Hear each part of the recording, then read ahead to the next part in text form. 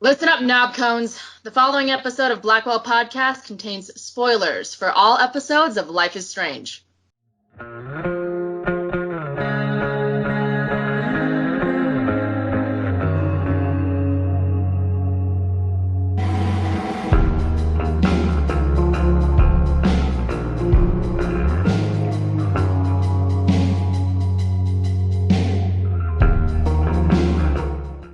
Hi everyone, welcome to Blackwell Podcast, where we love Life is Strange more than Chloe likes tagging things with graffiti. I am Aaron, and today I'm joined by Jamie. Hello. Joey. And Sean. Hello. And unfortunately, Zach. I guess you cut out for me when I said my name. I was like, all right, we're just going to go with it. I'm here. Hi, I'm Joey. Hey. Audio cut out. I didn't hear him say my name. Oh, it's all good. This is how we do the show, and it's awesome. Yeah. It turns out moving to Discord was both a good thing and a bad thing, apparently. My God. Yeah. Technology will ever elude us. Imagine trying to connect multiple different people across the world. It's our boss fight every now and again. It's our every boss episode. fight. We always lose. So we are back for the first time in a very long time doing just a normal episode. It's not an interview or not a long hiatus or anything like that. And we're going to be talking about Brave New World, which is episode 2 of Before the Storm. And was it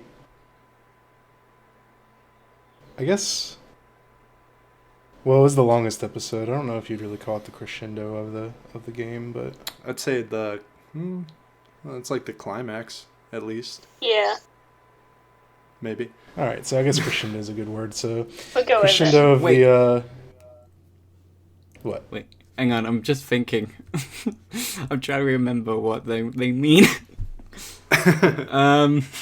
Sorry, I am dumb. I know, like, before, not Before the Storm. Brave New World is you see, episode 1 has a lot of what's it called? Oh shit! Hang on. Exposition, would you say?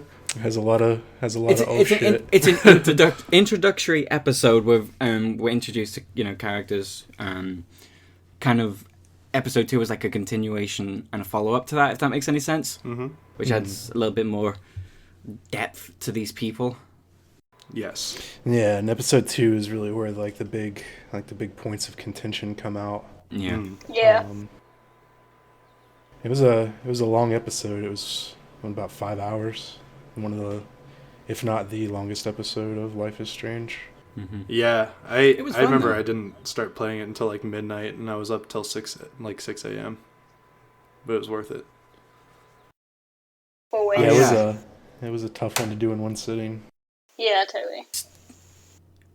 I mean, it was cool. Episode 2 was great, but I know it got released I want to say midnight for console.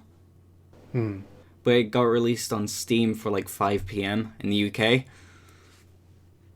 So Yeah, I think it came out around noon. Yeah. On the East Coast. I had to cancel plans. I had to cancel imaginary plans. Yeah, but it was worth it. So this episode is basically a discussion, full spoilers for episodes 1 and 2. We'll go into Hell is Empty at a later date. Mm-hmm. Stay tuned. So like, comment, subscribe. Don't forget to ring that notification bell. PLZ. That's what the kids are saying now. Are we really gonna start doing that now? Yeah, smash that like Yes. button. I'm glad you've got your finger on the pulse, Sean. Check out our merch. Because I certainly do not. I'm always late to the party. Check out our merch. They sell like a god church. No. Whoa. I just don't know what that means, but I know it's from Jake Paul, and I hate him. Oh, I thought you just made it up. I don't know what that means. I don't know her. I don't want to unpack it. Okay. Not here, anyway. So Brave New World starts off in Principal Wells' office. Yes. It does. It sure does. Takes place the morning after episode 1, where there's been a fire. Not sure if you guys are aware. I think I little bit heard of something one. about it. But, yeah, Rachel and Chloe are in trouble because they skipped school. Which, I gotta say, either Wells is very astute at his job, or the school body of Blackwell is tiny, like very tiny, because to like miss a day in high school and then be brought in to the With your principal's parents. office. Yeah, Yeah, it's like, a big. I think it's... my attendance at school was real bad and no one ever said anything. I don't know. I mean, I felt like that was realistic. That was like when I was in high school. I like ditched on my lunch. Like I just went home because my home was in walking distance. Same. Yeah, and like they knew. So I mean, granted, like No one ever did anything, yeah. yeah, but I also think it's because Rachel's like a model student, and they probably noticed more with her than anybody else. Yeah. I think I only ditched like school once on purpose, and that was because me and my friend, well, I say friend at the time, we never stayed in touch after that, but we forgot to bring in our PE uniform, right? So we had to stay in the library, which was like a different part of the school. So it was like an hour before school ends, which I guess it doesn't really count, but we got bored and went to a bakery and just got some donuts and just sat at the bus station just waiting for our bus to arrive. Nice. I guess that's kind of the difference there is I guess if you like, it's more noticeable if you go and then leave than if you just don't go at all. And they were there, but then they left. So Yeah. I guess plus too, Aaron, like you said, with Rachel being an affluent student, Yeah. it would be more noticeable for her to not be That's there. a good word, affluent. Yeah, so before we get into like any of the dialogue, I really want to point out that the motion capture for this scene is very, very fucking cool. Like when Principal Wells is talking about Chloe, and Chloe just gives the hand I jerk. guess it's the wanker? Yeah. The hand jerk fucking thing. Thanks, Rihanna. Shout out to Rihanna. Yeah. Yeah, this scene had a lot. I think it had quite a few different branches of dialogue. Because, of the fact that you can cover for Rachel or you could just tell the truth. Yeah. Which, if you take the blame, if you cover for Rachel and you stick to it, then you end up getting expelled. Yeah. Whilst if you go along with Rachel, you get suspended. So either way. What did y'all pick? I took the blame. And I'm interested Same. if you both get suspended, is it just kind of implied that Chloe eventually gets expelled for something or other? Because I never saw how that panned out. I think I've seen the ending on the different option on YouTube because I took the blame as well. Oh, okay. Wait, sorry, what was the question? Because I have played both. Oh, I was just saying, like, if you go along with Rachel and you both end up getting suspended rather than expelled, like, we know that Chloe is eventually expelled anyway, so is it just sort of implied, or do they, like, go back to that at all? That might be jumping too far ahead. I'm not really sure, actually. I would guess it's implied because Rachel doesn't get suspended. I don't think she gets suspended. She's just not allowed to be a part of the play anymore. Oh, yeah. But, Yeah. And they give the role to Victoria, yeah. Yeah. Very shitty. Yeah, I think I I don't remember, to be honest, but I think it's Rachel doesn't get like fully suspended from school. I could be wrong though. Yeah, that is right. She doesn't. She doesn't become Principal Wells's assistant, I think. Oh yeah, that's the one. I can't remember the word, but it was like a prefect of some sort. Yeah, she like helps him in something like that. Yeah. His I don't know. So she doesn't get suspended, but I know that Chloe could have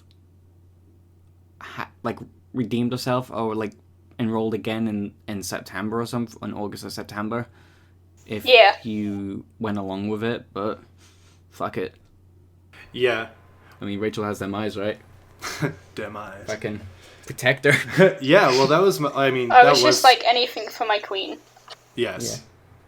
I think we all agree. Well, that was, the main reason why I chose to take the fall for her, but also, like, I thought it was cool the way they did it, and when Chloe takes the fall, she, like, goes all out and, like, says mean things to Rachel, but it's, like, there's an underlying, like, understanding there, and I think that strengthens their relationship, or at least, like, my perception of their relationship. Mm-hmm. Joey, what'd you go for? I took the blame. Yeah. Got evicted. Got evicted from school. Yeah, I mean, it only seemed right for Chloe's character, right? Plus, I wanted to see the options for the back talk. They were pretty sweet. Although, the one that I did for whenever Rachel was speaking to her, I kind of want to take it back because she was really nice about it, but it seems like, it's like, oh, sit down, little Miss Perfect. It's like, don't talk about it like that, please. Yeah. Oh, and she's like, talking about, she's like, what, you think you just wake up one day and you're a rebel? That's not how it works. I'm like, ooh, okay, Chloe. Shots fired. Alright, so... Fucking fake punk. Yeah. Posers. Fucking poser. Miss So, whatever happens in your playthrough, if you get suspended or expelled, you talk to Rachel outside, say, I'll meet in the junkyard, and then Skip takes you to your locker. Shout out to Skip, though. My boy. Because Skip's a cool guy. Yeah. Big fan of his work. Yeah. Boy, he just how chill he was whenever he, like, saying how, like, everyone, like, he'll miss Chloe when she's expelled really fucking got me. It's like, I really like you. I hope your music continues further in life. And the locker scene was pretty cool as well, seeing a little bit of story from, like, Chloe growing up, I guess. With the picture of Bongo to, like, her posters to, like, the graffiti. And then Trevor, the weed thief. I enjoyed that part, except for, Justin. Oh, Justin, right. I just don't... Ever since Justin stole the weed, I kind of cancelled my cosplay of him. Dead to me. Wow, it's a very Justin thing to do. It's on character for Justin is to steal it, so... And it kind of works out for him that, Chloe got expelled, so technically he won't really see her again that much. Yeah. It also kind of works out for Chloe, too, because had you gotten the joint and should you have complied with David, it would be in your pockets. But... Yeah. That is true, yeah. In my high school, we were seriously, like, overpopulated. Mm-hmm. And so for lockers, it was only, like, you had to, like, sign up in advance for a locker. Oh, yeah. And it was only supposed to be, like, if you, like, were really going to need one. So I didn't have a locker in high school. Interesting. I've never had a locker. Too cool. Yeah, I had one for, like, the first year, because it's kind of mandatory for a first-year student to have it, but then afterwards you kind of have to sign up for it, like you, Joey. But the lockers were fucking garbage. They were made out of wood.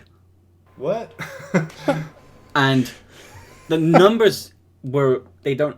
they were basically painted on in red, and the locker that I got was 71 because I was the 71st person in the name alphabetically.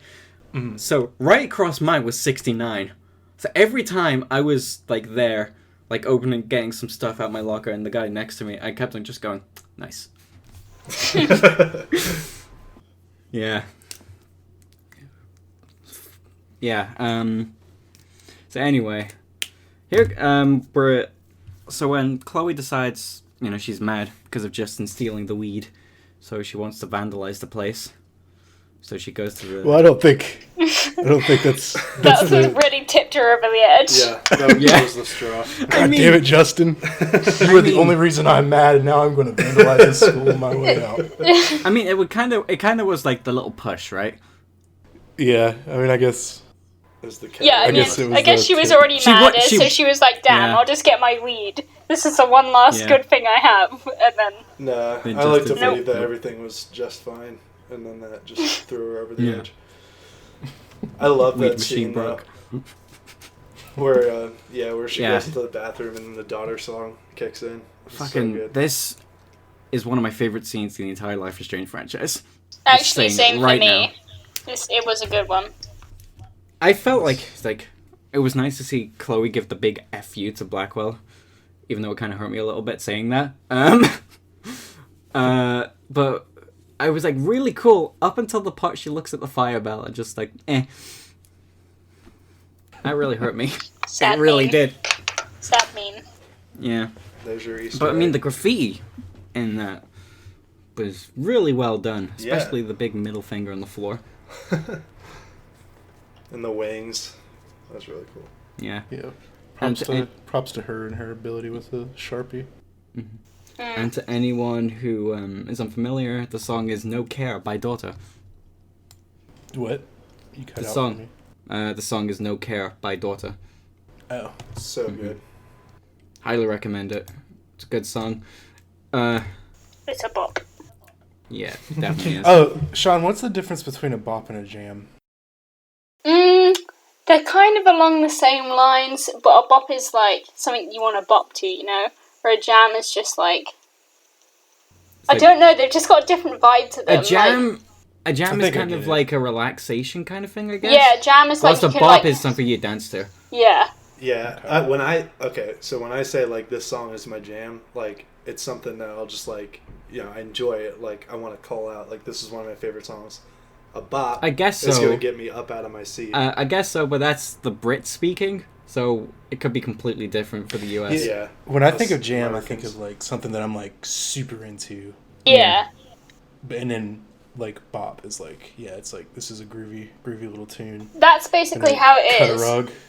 If something is your jam, it's your favourite song, it's one of your phases, it's up there. But if a random song will come on and you enjoy it greatly, then you can be oh, this is a bop. Yeah. Okay. It's two different tiers. I just know that Sean... That's kind of You're welcome. Yeah. That's kind of what I was thinking, but I wanted to make sure, and you're our resident expert on that sort of thing, so... I just tried to look up, this is my jam, and the first thing I got was Lucio, so I just instantly closed the tab. It's I'm not getting anything from there. Oh yeah, so Chloe leaves the bathroom with the fucking biggest fucking grin on her face. And Victoria is Victoria. shook. Yeah. Shook. I liked that bit. Yeah. I really wish I could go back and play that scene for the first time. I wish I could go back and experience Life is Strange for the first time. Yeah, same. It would be nice. Yeah, But I'd probably do it in chronological order. I think I've talked about this before. Yeah. Oh, you think you would? Because I feel like my thoughts would be very different. From Before the Storm? From Farewell on to Before the Storm, and then Season 1. Oh yeah.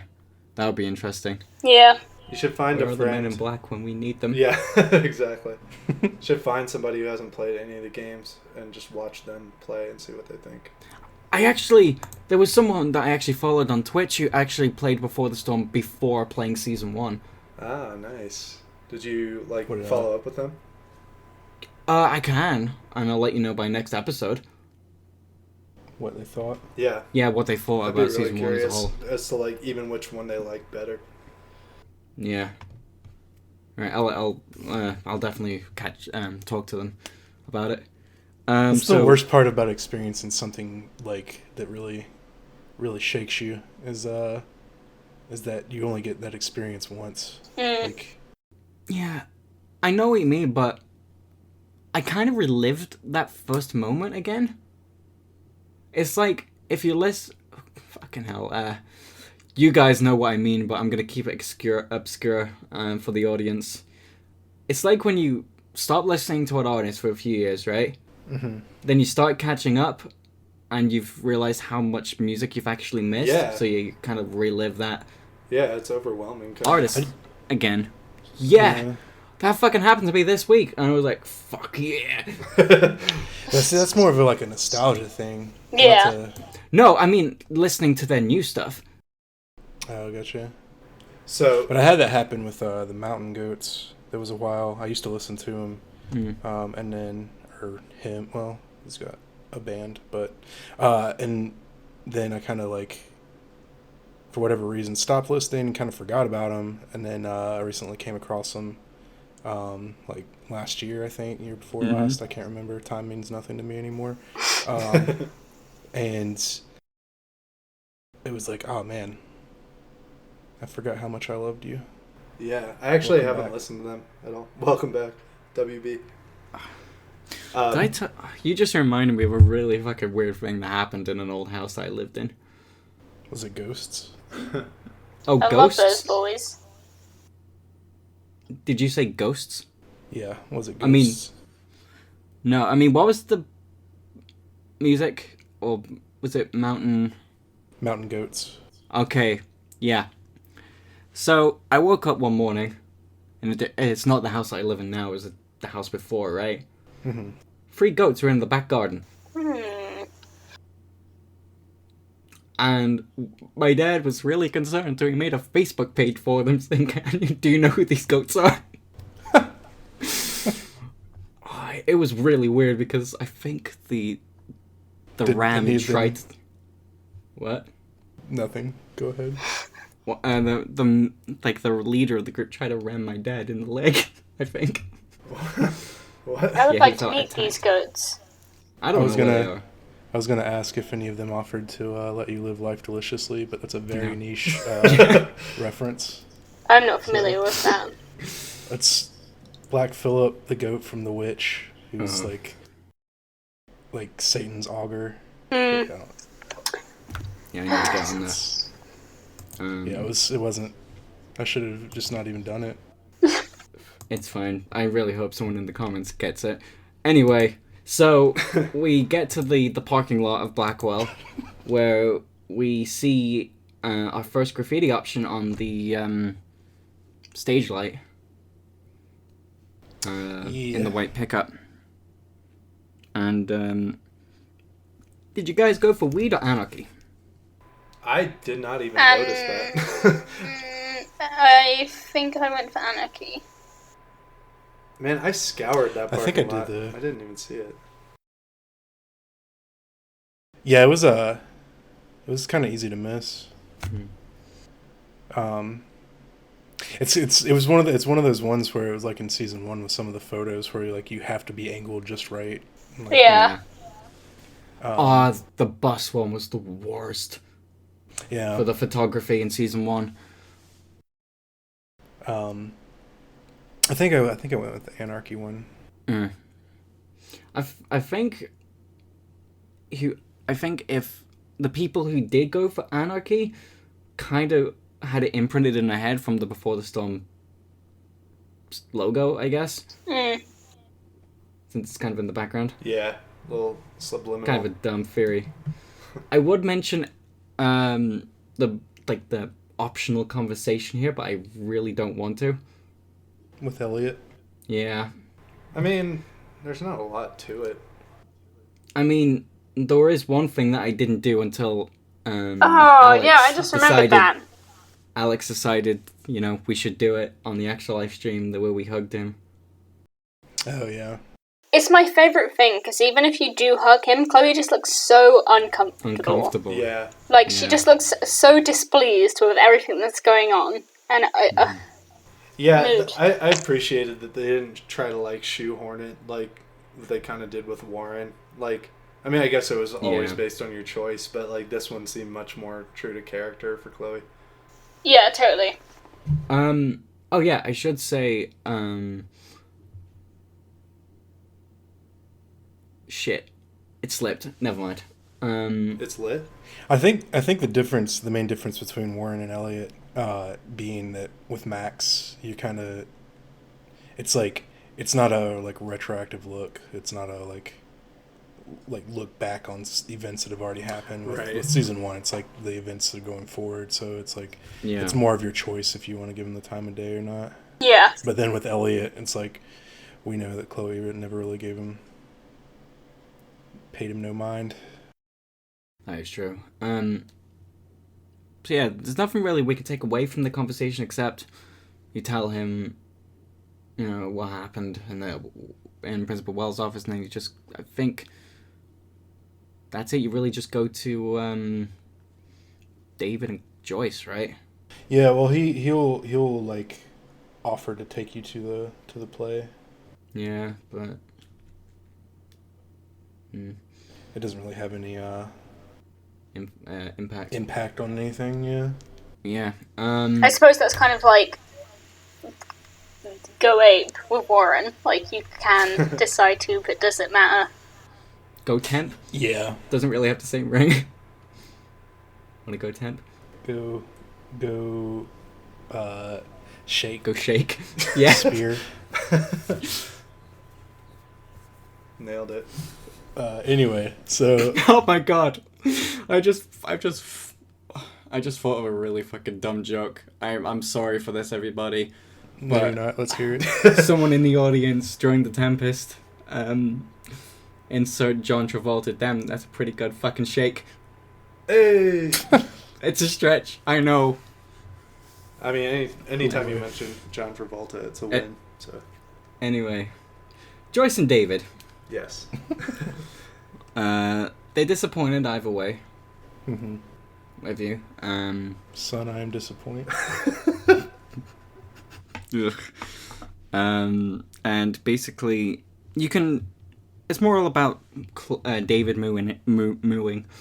Yes, he's a cow. Accurate. Moving in. You know, in different changes. You can apologize for, like, the outburst if you did do it in episode 1, and then this is, I want to say, the big first choice coming up, which is comply with him of emptying your pockets. Yeah. Yeah. Which there are a few different things that can happen. You can empty your pockets, and if you have neither the money nor the weed, then, yeah, I think they apologize to you. Or you can have Decline. one of those things in there, and then Right. you'll get a talking to, little lady, for having this stuff that you shouldn't have. Or you can tell them to fuck off, which is what I did. Yeah. So I'm a little foggy because I complied and I emptied my pockets because, well, it was mainly for Joyce because I felt bad for her. Yes, I did the same. Yeah. I didn't. So then, but I do remember after that, like, he starts, like, really leaning into you, and then Chloe lashes out anyway, and I didn't know if there was another option. Yeah. I also decided to comply because I didn't have anything on me, and so I kind of wanted to rub it in his face, like, fuck you, David. You ain't got nothing on me. Yeah. I think I didn't have anything on me, but at the same time, also didn't want to comply with David because he's such a dick. Yeah. And Before the Storm really galvanizes how much of a dick he is. Yeah. And you get a little bit of redemption arc in season 1. It humanizes him a little bit, but Before the Storm, good God, he is insufferable. Oh my gosh, yeah. I know. You see, I would have complied too, but I can't remember what. Hang on, I'm trying to remember from my playthrough. Okay, I remember. I had the weed in my pocket. Because I knew... It's like, you're smoking weed. I was like, no, I'm not. Prove it. Oh, shit. Just that image of Peel just sweating. Yeah. Yeah, so I had to, because I didn't want... Well, either way, whatever option, I lost. So, go big or go home, I guess. No matter who wins, Yeah, I lose. we lose. Yeah. Alien vs. Predator. To theaters near you. It's the only alien movie I've ever seen. Oh, shit. That's unfortunate. I know. Actually, my girlfriend is annoyed at me because they're some of her favourite films, and I have not seen any. What, the Alien movies? I've seen 1 and 2, and Alien vs. Predator. Alien vs. Predator was actually the first one that I saw. I've only seen Prometheus. I watched it on a whim. Does that count? Oh yeah, Prometheus. Oh god, that movie. Well. Alright. This is a podcast for that, but like everything, I have thoughts. Oh yeah. Right, I can tell. So David's an ass. So, we then learn that David will be moving in, which is the worst thing he could do. Yeah. So, Chloe, in retaliation, just kicks the door and leaves. I like that bit. God, I actually do have a little bit of a problem with like how insufferable they made David in Before the Storm, because he has absolutely zero redeeming qualities about him. And I guess maybe like you're supposed to like, you can assume that, you know, he treats Joyce differently, but like Joyce sees the way that he treats Chloe, and like she still like wants him to move in. Like I actually kind of have a little bit of a problem with the way that was written. So well, David, he is sort of a caricature in this game, like of who he is in season 1. But I think they were just trying to hammer home like why in season 1 like Chloe is so against him, and he kind of needs to be like her polar opposite. But I actually do understand Joyce's point of view, because as you see David and Chloe like bickering in the parking lot, you can see that Joyce is torn. But I think that because of the way that Joyce is grieving over William, because it's so fresh, it makes sense that she's clinging to somebody who is so strong-willed, albeit pig-headed. And I think she does definitely, and like that's I like that they address like when Chloe says like, you know, you're choosing him over me, basically. Like, I mean, that's how she feels, but I don't think that. Yeah. I think Joyce is just confused, and she's trying to find some sort of stability. I guess in weighing the options, she decided it was for the best. But I guess too, you know, like, I don't know. One thing I don't always do a great job, case in point, this whole conversation, but one thing I try to do too is it's a lot different to be in a situation and living it than to be a spectator. Yeah. And I guess in Before the Storm, you are more of a spectator to everything, whereas like season 1, you were like more in it. Yeah. That's a good point. But David sucks. Moral of the story. So, next location, right? TLDL. So, after that, we go to the junkyard, our old friend. Ah, yes. Wait, what the hang on. I'm hanging. Alright, sorry. For like the first, last minute, 30 seconds or so, it's just been cutting out. Alright, really? I think I'm good now. Yeah. So next location is American Rust. Yeah. Which it's a really nice location, honestly. I really can't floor it on anything. No pun intended. Other than it being the final resting grounds for Rachel. Oof. I was making a joke of the soundtrack, but okay. I'll take that. That's a dank meme. Yeah, so Chloe's just kind of just sad, I guess. You know, so she's about to beat the crap out of truck. She's like, I can fix this. So yeah, that's your objective. Fix the truck. Yeah. Which, Yeah, by the way, sorry, I don't know many things about cars or how to fix them, but all I do know is that Chloe Price stood there trying to fix that car, covered in grease, sweating, was something I needed to see that I didn't know I wanted. I just liked it. I liked that they showed the origin story of the truck. Yeah. Yeah, same. I had a huge fucking theory about that as soon as episode 1 dropped. Oh, And yeah. I think I was screaming, I was like, look, it's fucking gonna happen. And when it happened, I was like, Bender from Breakfast Club.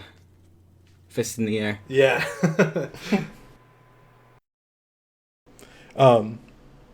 Yeah, I appreciate the inclusion of that, and I also like too that that they show Chloe as like this, like, I don't know, like Smart. she has all these different skill sets and stuff like that. That was really cool. Yeah. Yeah, totally. Because in the alternate universe from season 1, you could tell she was smart.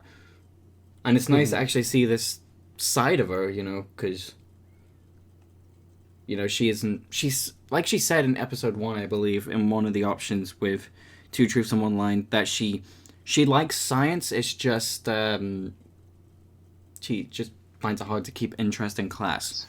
Yeah.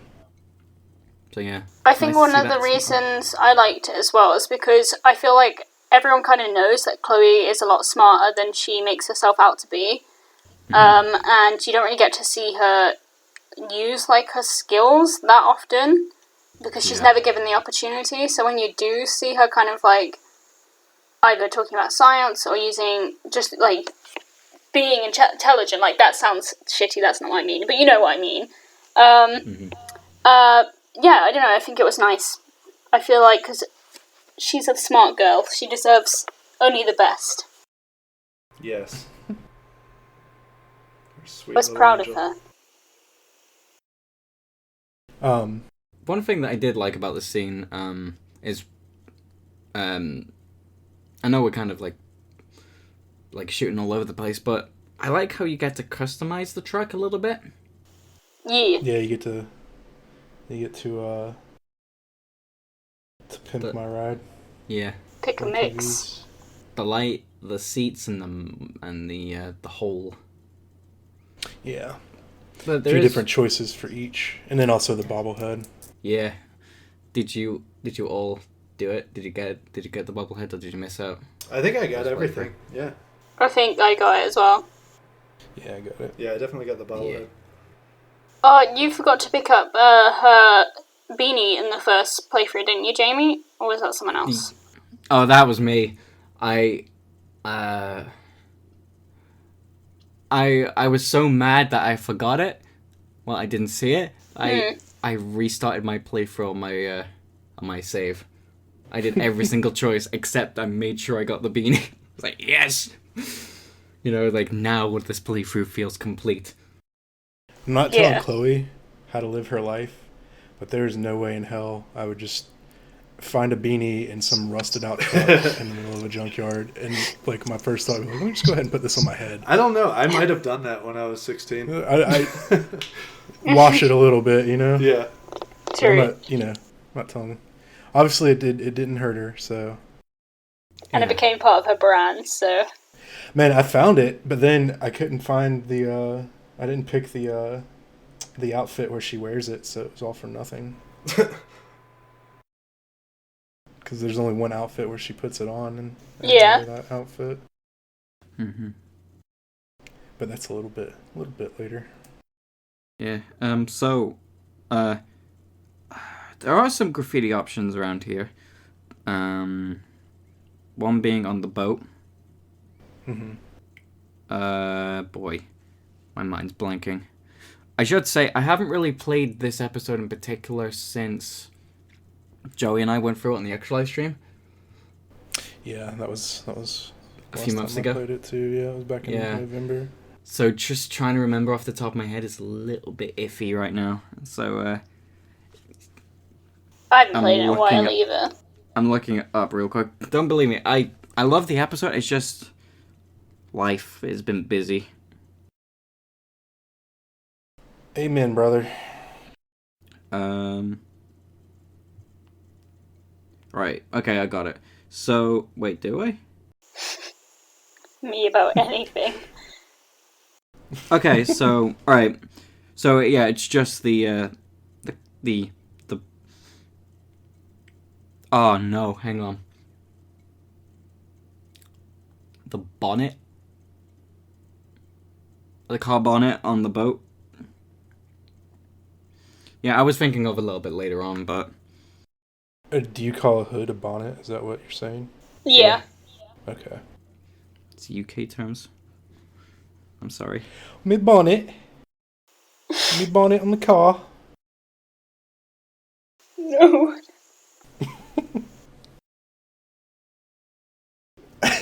I don't understand British English sometimes. It really fucking confuses me. Fucking the trunk is the boot, which I still don't fucking understand. God, I've actually gotten into the habit of most of the words I actually say are from like the American version of it now. It's colloquialisms are an interesting thing. Yeah. Because I hang out with some Canadians, right? And British people call soda pop, right? Yeah. Mm-hmm. They keep calling me out because I say, oh, I'll be right back. I'm going to go get some sodas. Like, you mean pop, right? It's like, oh, shit. Rachel calls me out for everything I've ever said. She just she doesn't like it when I say film instead of movie. And then she starts saying stuff that I say and she gets annoyed at herself. Or like we had the same conversation about soda because she was like talking about lemonade and she was like, but I mean American lemonade. And I was like, what's the difference between American lemonade and English lemonade? And she was like, well, yours is like carbonated, right? And I was like, yeah, but we have non-carbonated lemonade. Yeah, it's like Coke but lemon flavour, but not Coke at all. It's just lemon but carbonated. But you can get other lemonade too. Yeah, still. You can get that here in the States too. I don't understand what Rachel's on I about. feel like well, fine, Rachel. I feel like the worst like Americanism or colloquialism is aubergine. I think that's the worst. What? A zucchini. Yeah. That's what we call a zucchini, an aubergine. Aubergine? Yeah. Is that like from a different language? From English? It's a cool word. I don't call it either because I've never eaten one of those. You shouldn't. It's awful. I call them zooks. Zuck. The Zuck. Parts of the States call it pop too, though. I mean, like more north Yeah. than like I knew somebody from New York that said Midwest. Pop. Yeah. Yeah. They'll call it pop or soda pop or... Soda Anyway, pop. So we really should stop. Yeah. Went on a really big tangent. So, let's talk about how we customized the ride. Pimp my ride. Should I go first? Yeah, go first. Alright, so I didn't realize that the first thing you pick up is the only thing you're gonna really equip. Mm-hmm. So I had the rainbow towel, the welcome mat, and I want to say the red light from the snake cage. Yeah. I think... Because they were in the same area. Was it the blue light from the robot? Same. I had the welcome mat, and then I had the rainbow towel. But I found the rainbow towel first, and I looked around a little bit and didn't see the pirate flag until, like, I had picked up the rainbow flag, or the rainbow towel, and it was just like, oh, man, no, I want the... and it wouldn't let you take flag, it? Yeah. Damn. No, it seems like the first you thing get you locked pick in. up. Yeah. Yeah, I got the pirate flag, the welcome mat, and Jamie, I think I got the red light. from the cage. Which apparently, so there's the red light, the blue light, and I didn't even know this until Alex told us that there's a green light off of some Christmas lights. Yeah, them get festive up in here. Damn. In here. I got the blue light, the pirate towel thing, flag, and I think, is it like a mini golf mat thing? Yeah, and I got that. Golf hole. Yeah, putting green. So, yeah, when you put all that stuff in, you get a little sit down in the car, just kind of chill. This is where another graffiti option is on the back. Yeah. On the back of the truck with, I can't remember what it was. I chose the Bill Cipher thing, Illuminati. Same. All seeing eye. Illuminati. I think that's what I did too. Yeah, because... I'm pretty sure that's what I did because I don't even remember what the other one is. So. Yeah, I don't either. Oh, wait, it was like a dark option, like Chloe Price will die or something. Like you will die, or whatever the fuck it was. Something like that. Imagine, poor girl, that she would write out, Chloe Price will die in the back of the truck. That's what I was thinking. I was like, Wait, wasn't that in the what's it, the shed? Doesn't Max find a thing that says I want to die? Yeah. Isn't that the guy from the Wendy's? What? No. What? Oh, that Vine. It's like, welcome to Wendy's, how can I help you? I want to fucking die. Same. Same. R.I.P. Vine. Vine 2 coming soon. So, Chloe makes the dumbest decision of sleeping with a lit cigarette in her hand. Yeah. Yeah. It's a wonder. It's a wonder she didn't start a fire. But I guess by that time, cigarettes had the thing where they, to prevent just that, or to at least prevent that from happening as often, they'll burn out if you don't take drags on them. Unless you roll your own, and then you perish. Yeah. Yeah. So she falls asleep. Which was a big mood. My brother literally started laughing. He was like, and it's the same when Chloe gets a ride in from David, I think it's in episode 1, and she takes a nap then as well after being really angry, and my brother was like, that's you. Because I would just like, nap. I'll just yell at him, and then I'll go to sleep and wake up and be fine. You spend so much energy being pissed. Yeah. We should mention Zach isn't here, but he did mention a good point during the Awake episode. There's like, Keenan's like shouted at David, yeah, I'm gonna take a nap. So yeah, we get the dream sequence with the marshmallows. I didn't watch that one. It's gonna sound weird, but I've never had a roasted marshmallow before. Really? That is weird. It's kind of weird. Oh. We have both sides of this. We have the full spectrum. I mean, because like I live in the middle of buttfuck nowhere, and there's like nothing. There's nothing. There's like no campsites. There's really. no marshmallows. Joey, you've been here. Joey, you know there was fuck all here to do. Yeah, it's a sleepy little town. Yeah, so like there's no camping or anything. The last time I ever camped was like in my grandmother's backyard. Well, I live in like Arcadia Bay UK Gotta stay on version. brand. I know, it slipped out. I live in my own head. Oh shit! What? You just remind me of a lyric, Aaron. I really like the inclusion of "Hole in the Earth" by Donna during when Chloe's falling asleep. I can't believe I forgot that. Yeah. It's such a good fucking song. I was like, it's probably my favorite song of the soundtrack. SO to the soundtrack. It's awesome. Yeah. I don't know what Anyway. my favorite song is. The Marshmallows.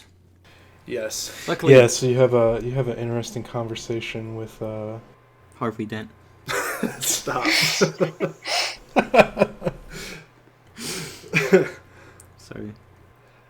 I mean, you're not So- wrong. Everybody was thinking it. I mean, it's a really nice conversation about talking about fire. It's kind of like how it's related to Rachel in a way. it's beautiful, but Yeah. what does he say? But He's like a chatting some selfish- shit. That's why I don't like it, because he chats some shit. It's big. Fire blinds with Well- beauty when it's completely dangerous. That you can't. Yeah, walk he's away. like talking about foreshadowing, like about how, I don't know, saying that Rachel's an asshole or something like that, essentially. And he was like, oh yeah, she's beautiful, but she will hurt you. And I was like, stop that. No, Don't you just I dare thought say he anything just said about that Rachel it was Amber. all consuming. Like, it just, yeah. He said He that says he said something a lot about of it wanting stuff. all the beauty for itself. Yeah. That's what it was. Yeah, I mean, it was like a nice conversation, a nice meaning, but it's like, where's that X button for doubt from LA Noir? I mean, don't get me wrong, the writing's great in Before the Storm, but you know, it's just I have very strong feelings for the relationship between Chloe and Rachel. Same. I do too, So, but like, I will say this, because it's Chloe's dream, and I mean, one could argue that, you know, if you believe in spiritual or supernatural things, that William could be having an external influence, but for the, you know, just going by if this is all in Chloe's mind, I think it's just that she's having her own, like, doubts, whether they're conscious or not, about Rachel. Yeah. Which I think is totally. Yeah. Yeah. Mm-hmm. Which makes a little bit more sense, yeah. It still And makes me sad. That's a good point, one that I was going to make. That's how you know it's good. It was a point where Screaming.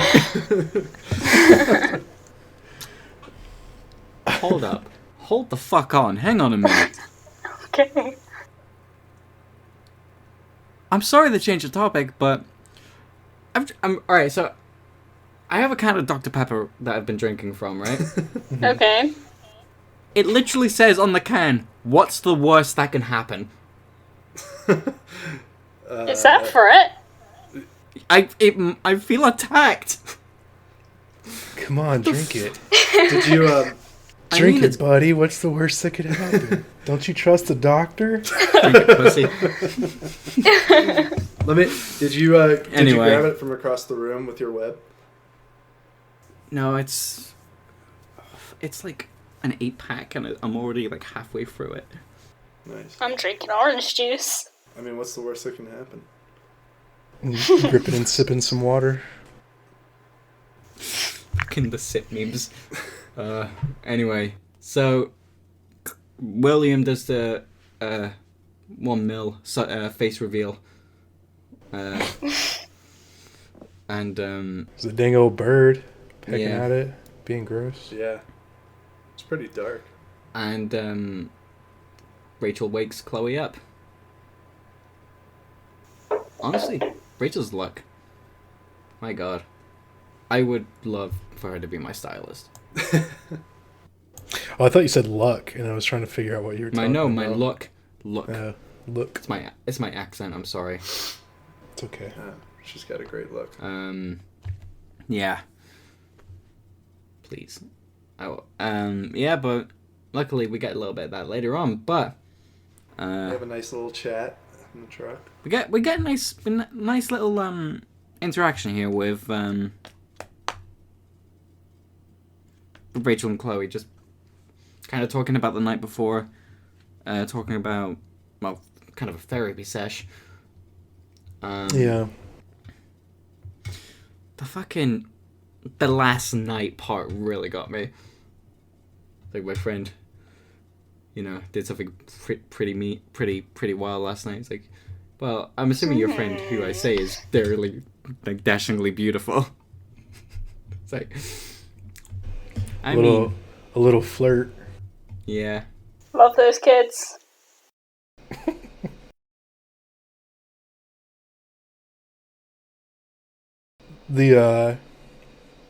Them connecting, them having the little, well, where Chloe has the little spill her guts session. Mm. That was nice. And you get to pick what you call David. What did you choose? I think I stuck with step douche. I think Same. I'm a real big fan of Canon. Joey? I don't remember. I choose step dick. Nice. I remember 3 of them. It was step douche, step dick, step fuck. And step shit, right? I can't remember the other one. I don't Yeah, remember. I went for I step don't- douche. I I don't think even like remember what my the first- reason why I don't remember the last one is because of Rachel's fucking suggestion. Yeah, Rachel's suggestion is a good one. Yeah. To anyone who's unaware, it's step ladder. I feel Because he climbs Rachel, your mom every night. like Rachel and I would get along. Just because our humor is slightly similar, but hers is slightly better than mine. And when I mean slightly, I mean a lot better.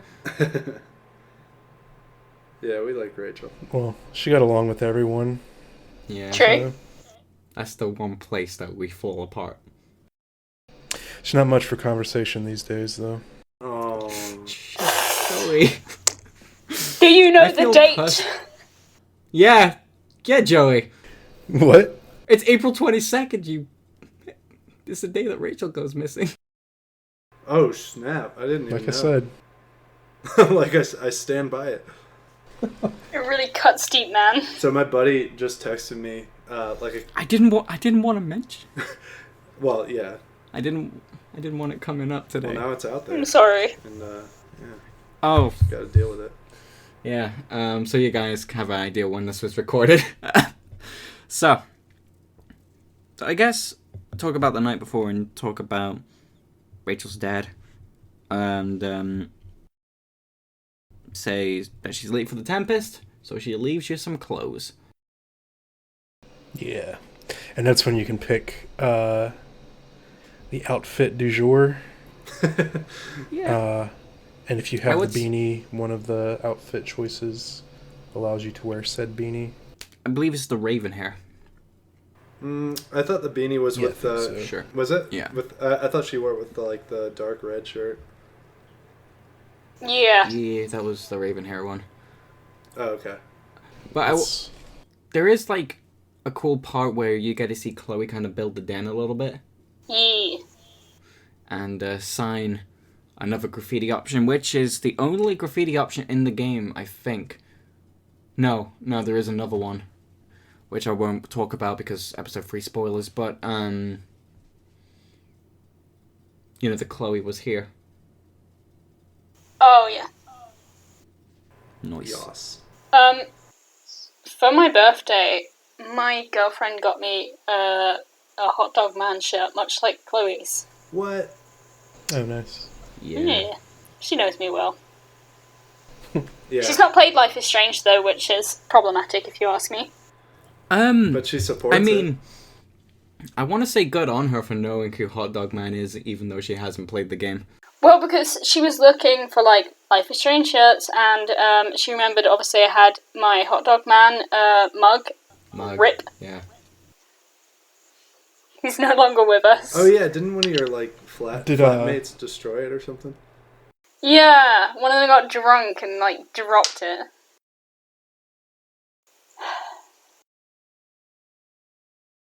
Did you ever get a replacement for it, or? I think Toby on Twitter was like, if you're ever in town, stop by and... Oh, right, okay. Yeah, I chose the hot dog man shirt. Oh, yeah, because trying to mail them, they always shatter. Yeah. Yeah. Or crack. I just imagine that, like, the beef eaters or whatever you call your postal workers are, The Royal Mail. yeah, the royal... Beefies. The I wouldn't... The Queen's mailman. I don't want to talk shit about the Royal Mail because I have to fucking go there tomorrow. They're listening. My God. They are... I'm going to talk a little bit of I shit heard what about you my... said. I'm going to talk a little bit of shit about my fucking local post office, right? Mm-hmm. I've never known a postal service to take a tea break before. What? They go to the house and just have a cup of tea. That's nice. Badass. Yeah, but Inconvenient. Employees deserve a Morning? break. Employees deserve a break. They do.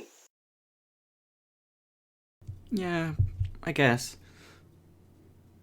Shout out to Wade. Hoopst. It was my mailman, but I didn't want to say his real name, and the first Oh. thing that caught my eye was the Deadpool CD, so I went Wade. Anyway. I don't remember So- what we were talking about. The den. Ah, We sidetracked that fucking hard. So yeah, I mean, Frank texts you. Oh shit, yeah, we forgot. Before you fall asleep, oh yeah. Frank calls you. Say, where are you? At the junkyard. There we go. So we're all caught up now. So yeah, The Frank's in story his RV. Little baby Pompadour. Oh, we should say that Pisshead was on the radio. Well, yeah. Oh yeah. Also- Track. In the background, isn't there something about, like, there's an announcement, it's, like, talking about, like, a photography program, something, and says a bunch of Yeah, an photographers, academy. and then it's like, Mark Jefferson. I'm like, Yeah. you keep his name out of this town. Insert that image of Buzz Lightyear going hum. Yeah. Yes. I hope you guys know what I mean. I know the one. don't know if I do. Alright, I'll send it to you guys later. It's a good one. Put a link. Put a link in the info. That would be interesting, just like link to Buzz here. Hum. That'll be easy to find, just like Buzz Lightyear hum. So yeah, you go to see Frank, then a mysterious lady walks out the RV. Yeah. So yeah, you talk to Frank the Tank. And he makes you go do shit for him. Yeah. I mean, you gotta look around his RV a little bit before you go to get his notebook in the back. I will admit, I didn't look through all the stuff at first, so it was I didn't know until like my second playthrough of episode 2 that there was a beans cupboard. Yeah, there's a cupboard full Yeah. of beans. Yeah, because I noticed the beans on the floor. I was like, huh, nice. And that's like, that's Yeah, it. I didn't spoil anything the graffiti. for my friend when he played it, but I told him I was like, look in the cupboard. And then he texted me, he was just dying. Fucking, but we got, there it is. Thank you, Sean. It's such a good meme. I love it. And little Pompadour. So yeah. Yeah, Pompadour. Yeah. What the fuck? I gotta say, What? you can't pet little baby Pompadour. Yeah. Oh, true. What the fuck? I'm not okay with that. I can tell. But he is super cute. You get a pet Delia in the first episode. Why not? That is Pompadour? true, yeah. Yeah. I love the interaction with Frank. So Pompadour, it's a cool name, huh? It's French.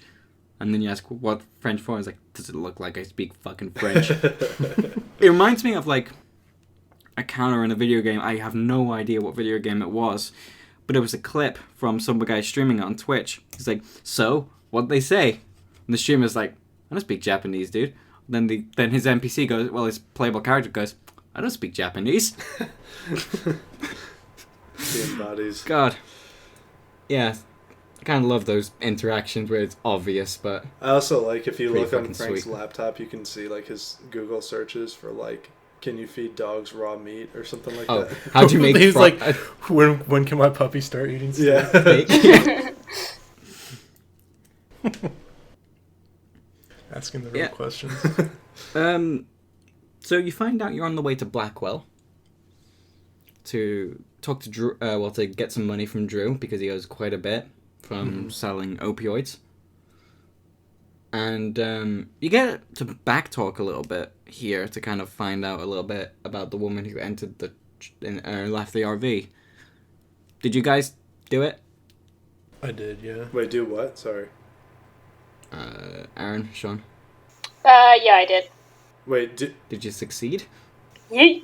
do what exactly? Sorry, I missed it. The backtalk about the woman in the RV. Oh, yeah, I did that. The woman trademarked. Yeah. Mysterious woman. The one at the end of episode 1. She's at the end of episode 1, right? Yeah. Yeah. Yeah. She's having a laugh. Having a smokes. Smoking big doinks. Smoking big doinks. Out here in Amish. Yeah. I don't remember exactly what it was like, but I remember I did it. It wasn't like a... Basically, you had to like, do all it, you it was get just out of it optional. is just, yeah. So... That's where we find out Nice. her name, right? I know there were some Yeah, people who didn't do it, Sarah. which is totally cool. Oh, Sarah. Yeah, you to can, find out their it's name. basically just pressing in on more information, but the only thing he divulges is her name.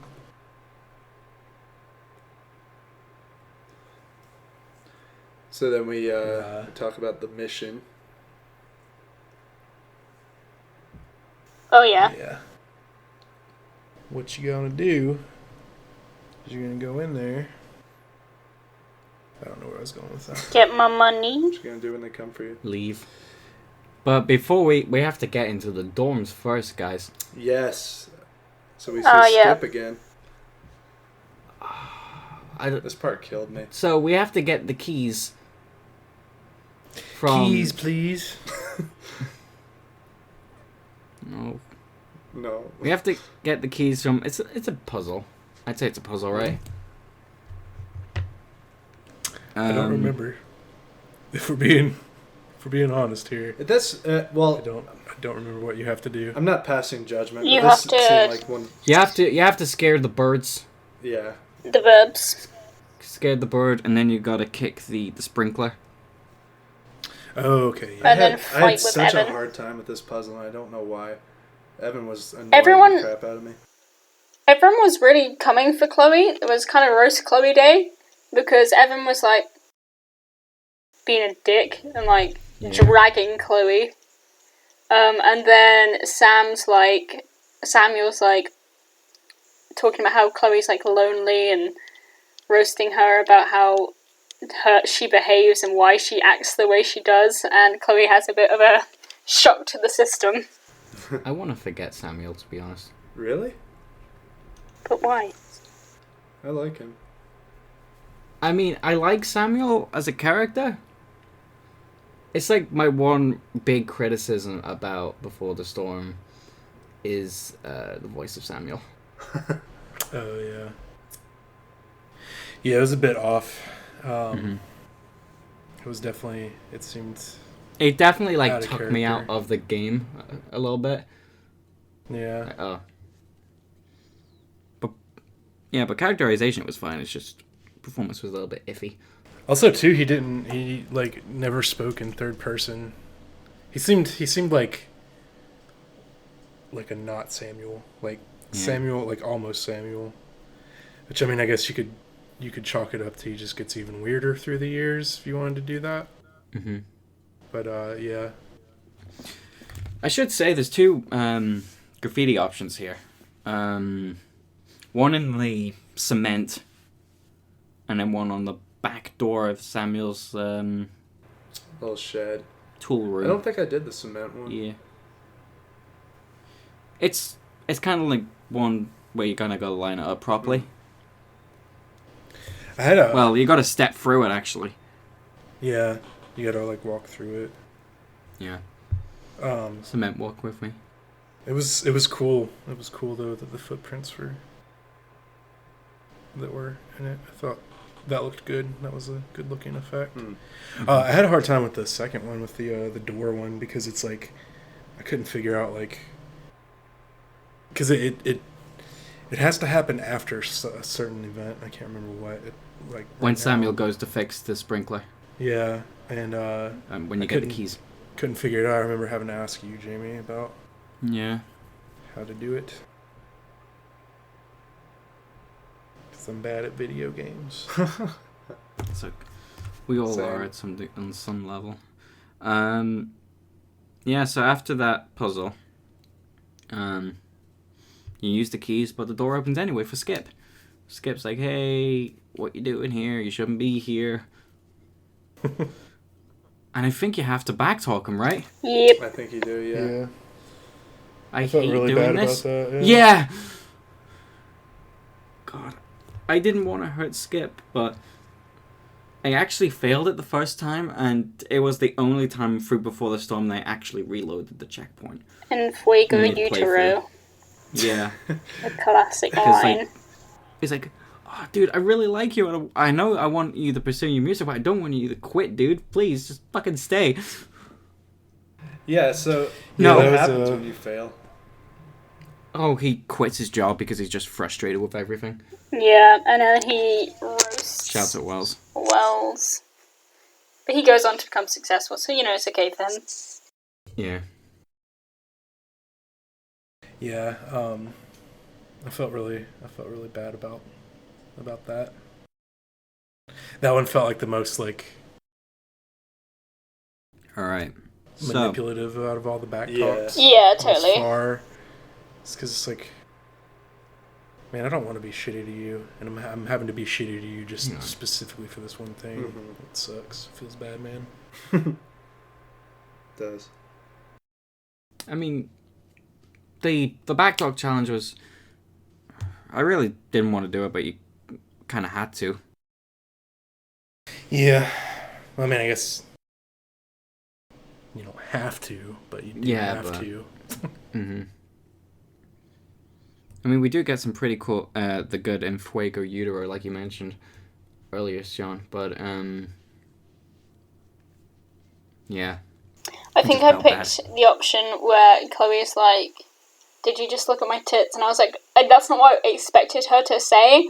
And I was like, oh no, now I'm blaming Skip for being a creep. That's not what I wanted. And then I got really upset with myself. Yeah. But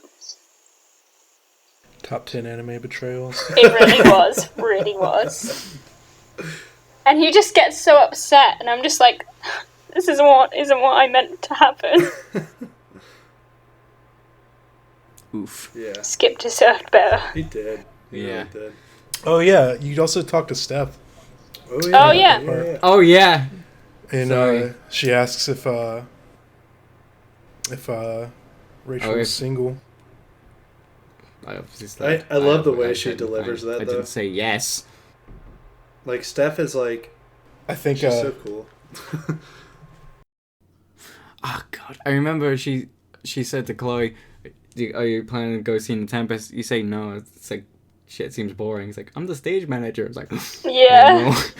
Yikes. Also, I that's like, because Steph's like, well, you know, I'm here if you, like, need to talk or anything Yeah. after the chat. And I was, like, really expecting there to be, like, a, like, chat with Steph later on where, like, just talking about it all. And I was like, yes, this is what I want, but, you know, it never came, so.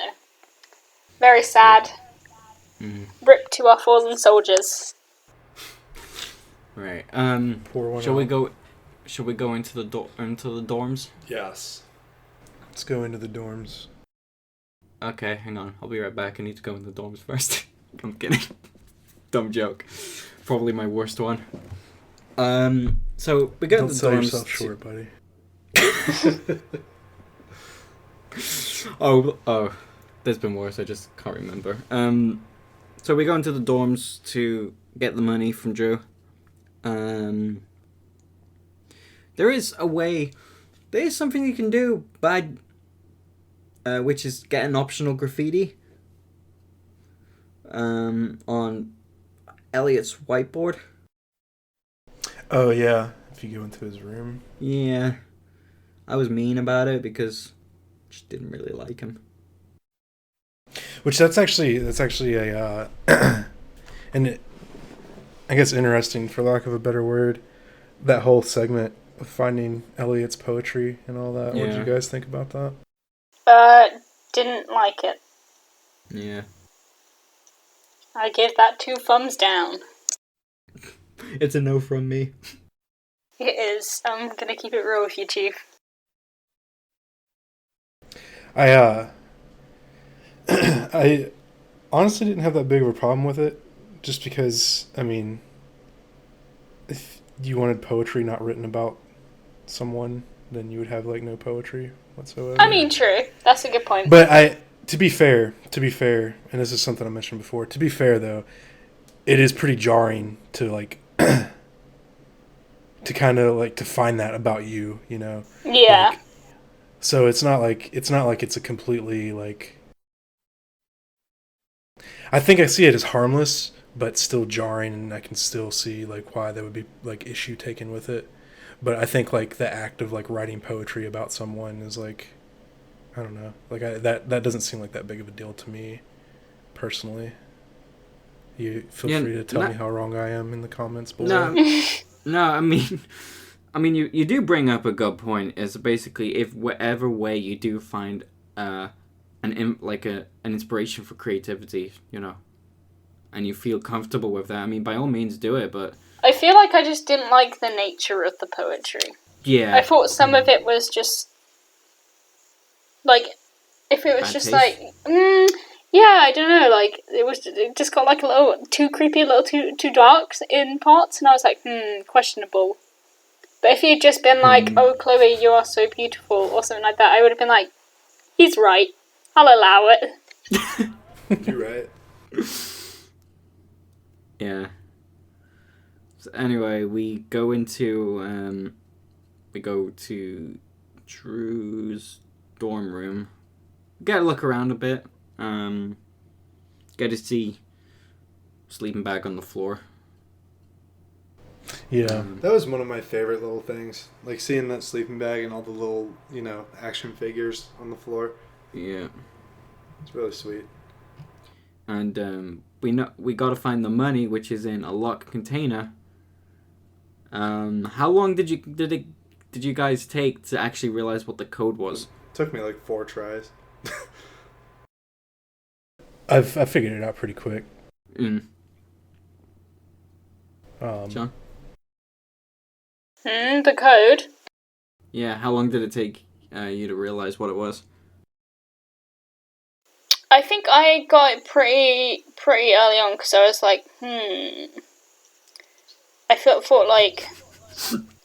Well, I thought that seemed pretty obvious, because he cares about Mikey a lot. Yeah. Yeah, I felt that was an Yeah. easier one. Like, I didn't think he was going to have, like, his scholarship numbers or anything like that. I was like, if it's going to be anything, it'll probably be about Mikey. Mm-hmm. I feel like that didn't need to be a particularly tough puzzle, because that's like the part that whole scene, like the whole, like, what happens next and all that is like, I don't know. I mean, I guess you could have, like, made it a little bit more tough, but why? Yeah. Because it's more, like, narrative focused at that point anyway, because it's, like, one of the biggest parts in episode 2. Oh, yeah, definitely. Yeah, that's true. And it was probably the toughest decision for me for episode 2. It was, like, whether, like, what to do about Mikey. Yeah, what did you guys do? Yeah, to give a little bit of context, Mikey walks in after you open the container. Then Drew walks in, basically saying, just stay here. And whatever you do not let Mikey out. Then you hear a voice beating up Drew. So we either let Mikey, or keep Mikey in the room, or you open the door and give Damon the money. Personally, I felt Mikey was more at risk if I did open the door, so I just stayed with him. Yeah, same. Yeah. Because I knew I was stealing from Drew, right? Mm-hmm. So I was just thinking, what would I do? I was basically just thinking for Mikey, because if I get told something to do and that shit's happening, I'm gonna fucking do it right, if that makes any sense. Yeah. You know, just keep the uninvolved party uninvolved, if that makes... Yeah. That's, I think, what I was trying to go for. And it's bad enough. I mean, I don't know. It was really like, I was really torn, because it was like, on one hand you can stop it by giving them the money, but then on the other hand it's like you, by doing that, you're basically like, I don't know. I was very torn on the whole thing, like, because you're leaving Mikey alone, and like, is it best to maybe just like be there with Mikey, like, just to show him that like like, because that shit's fucking traumatic, especially when you're that young. Yeah. And like, and then there's another. That's the other thing too, is like opening the door and like letting him see his brother get fucking stomped. That's like, it's not something I would want to do. I ultimately ended up going with like keeping Mikey in the room. Yeah. But Yeah. that was fucking. That was Well, a and tough like, scene. because Do you know what happened? if you open the door, like, I don't know, I felt like that would have put them both at risk. Like, I knew, well, yeah, it wouldn't have, I don't think there was a good choice. Like, either way, it would have sucked. No. Yeah. Plus two, Drew is saying like, I don't have the money. I don't have your money. Yeah. Like, I mean, obviously he did, but then like, that's why the whole reason why he's getting beat up is to like, so like, Damon is like sending him a message like, get my fucking money, or like, it'll be worse next time, or whatever. So to open the door and be like, oh yeah, here's your money. It's like, Yeah. Sean, what did you do?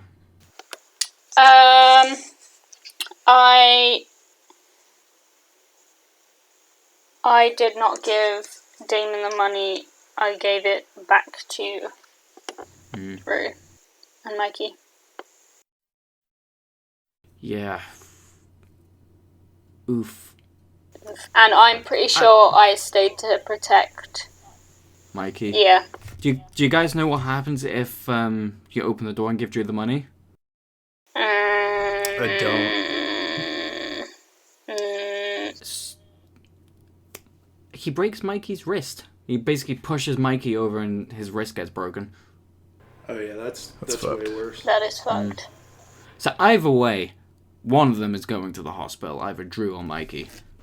yeah, And as much as like, you kind of I didn't want Drew to get hurt, fucked but Drew out of right, scholarship too. yeah, which sucks. Yeah. And like, you hate Did to be you- responsible for that, but at the same time, like the way it plays out, he kind of like gets humbled and.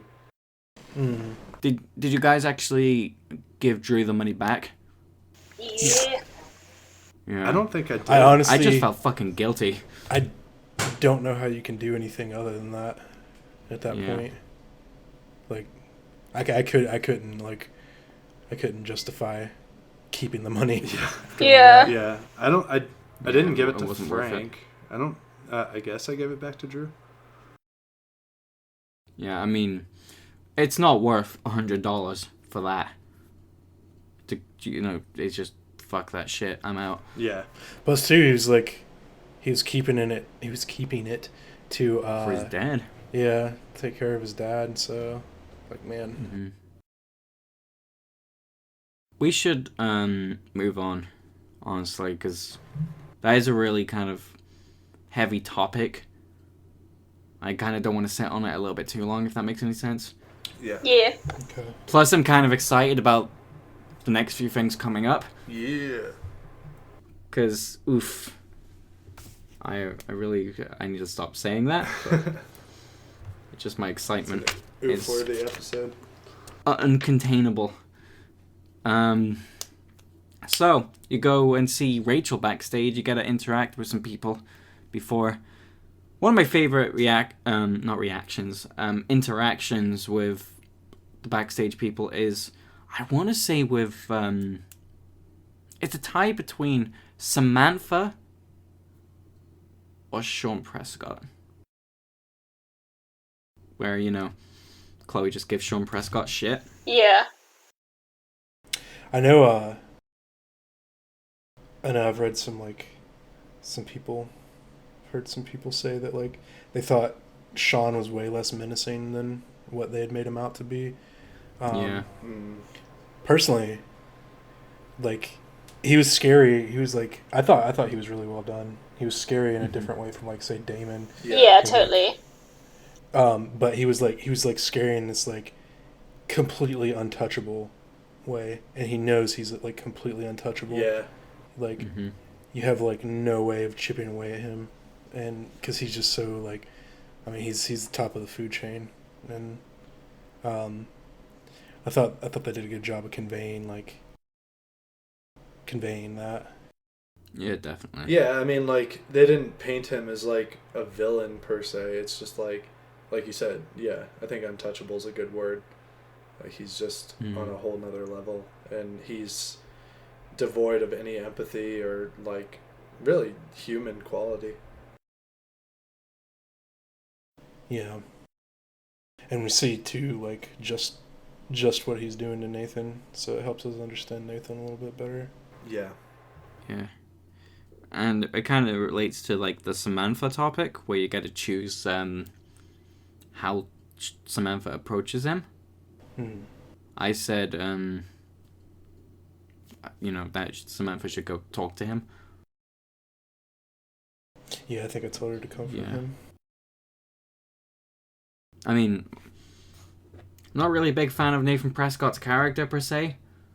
But, because, he did shoot Chloe. Yeah. But, this was, like, before, all the season 1 stuff, so it's kind of like, just try and do as much help as you can to him, please. I wonder,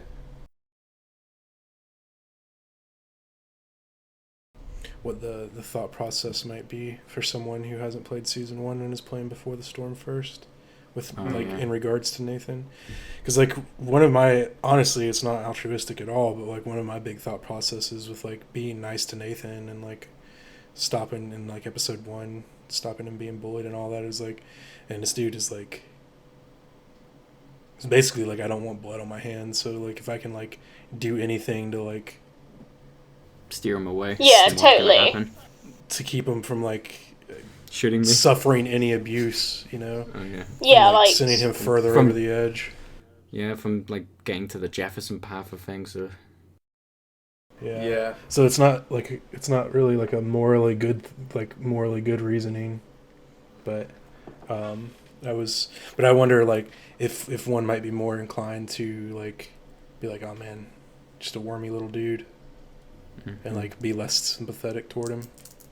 Yeah, I think it's hard not to be more biased, sympathetic. but I don't know. That's interesting. I have to think about that. It's interesting. If you have some thoughts on that, so feel free to leave your thoughts. Should we talk about the comment section? Other stuff on the backstage stuff? I don't know how that scene plays out, to be honest. I haven't watched it. With if Victoria ends up being the lead. Yeah, I don't either. Basically, if Victoria ends up being the lead, actually, I can't remember. That. Let me refresh my brain. Give me a second. I do. While you're doing that, Sean, I do think it's hilarious how Victoria just fucking passes out. Oh god, yeah. No one says anything. No one does anything. Yeah, I was like, touche. It's like, I mean, the other like her classmates, sure, like if they're tired of her shit, I understand that. But like, yeah, hey, you're a teacher. Aren't you supposed to like? There is a moment, right, that actually really fucking got me, and that's kind of a little bit before, like, in the same area with Samantha and all that, is Hayden, where he's trying to method act. Are you talking about when you first walk? I had to... Yeah, it's like, hey, Hayden, and then he says it's whatever the character's name. Then you can respond with, hey, go fuck yourself. Very, very nice, Chloe. I mean, very nice, fair maiden. It's like, nice method acting. Oh, apparently you just have to convince Victoria to not do the play by... I think Yeah, I think Chloe's just like I think it's a backtalk situation kind of thing. I don't know if that's true actually. Let me check. Yeah, it's backtalk, and she's like, oh yeah, this is going to be so embarrassing for you. Like everyone in the Vortex Club's going to make fun of you and this kind of stuff. So she convinces Victoria to not do it. Honestly, though, I think Victoria not performing was for the better. Yeah. Oh yeah. I love how no matter what, you just kind of spit in the face of Wells. Yeah. He's like, Rachel ends up like still being in the play no matter what. And like, Chloe, if you're expelled, now all of a sudden, not only are you on school grounds, but you're also in the play with like a very important role. And oh boy, can we just talk about the Tempest and how fucking well done it was, goodness. please? Oh, it's one of my fave scenes. I think I messaged you guys right after that, or maybe it was after I finished the episode, and I was floored. I could not believe how well done that was.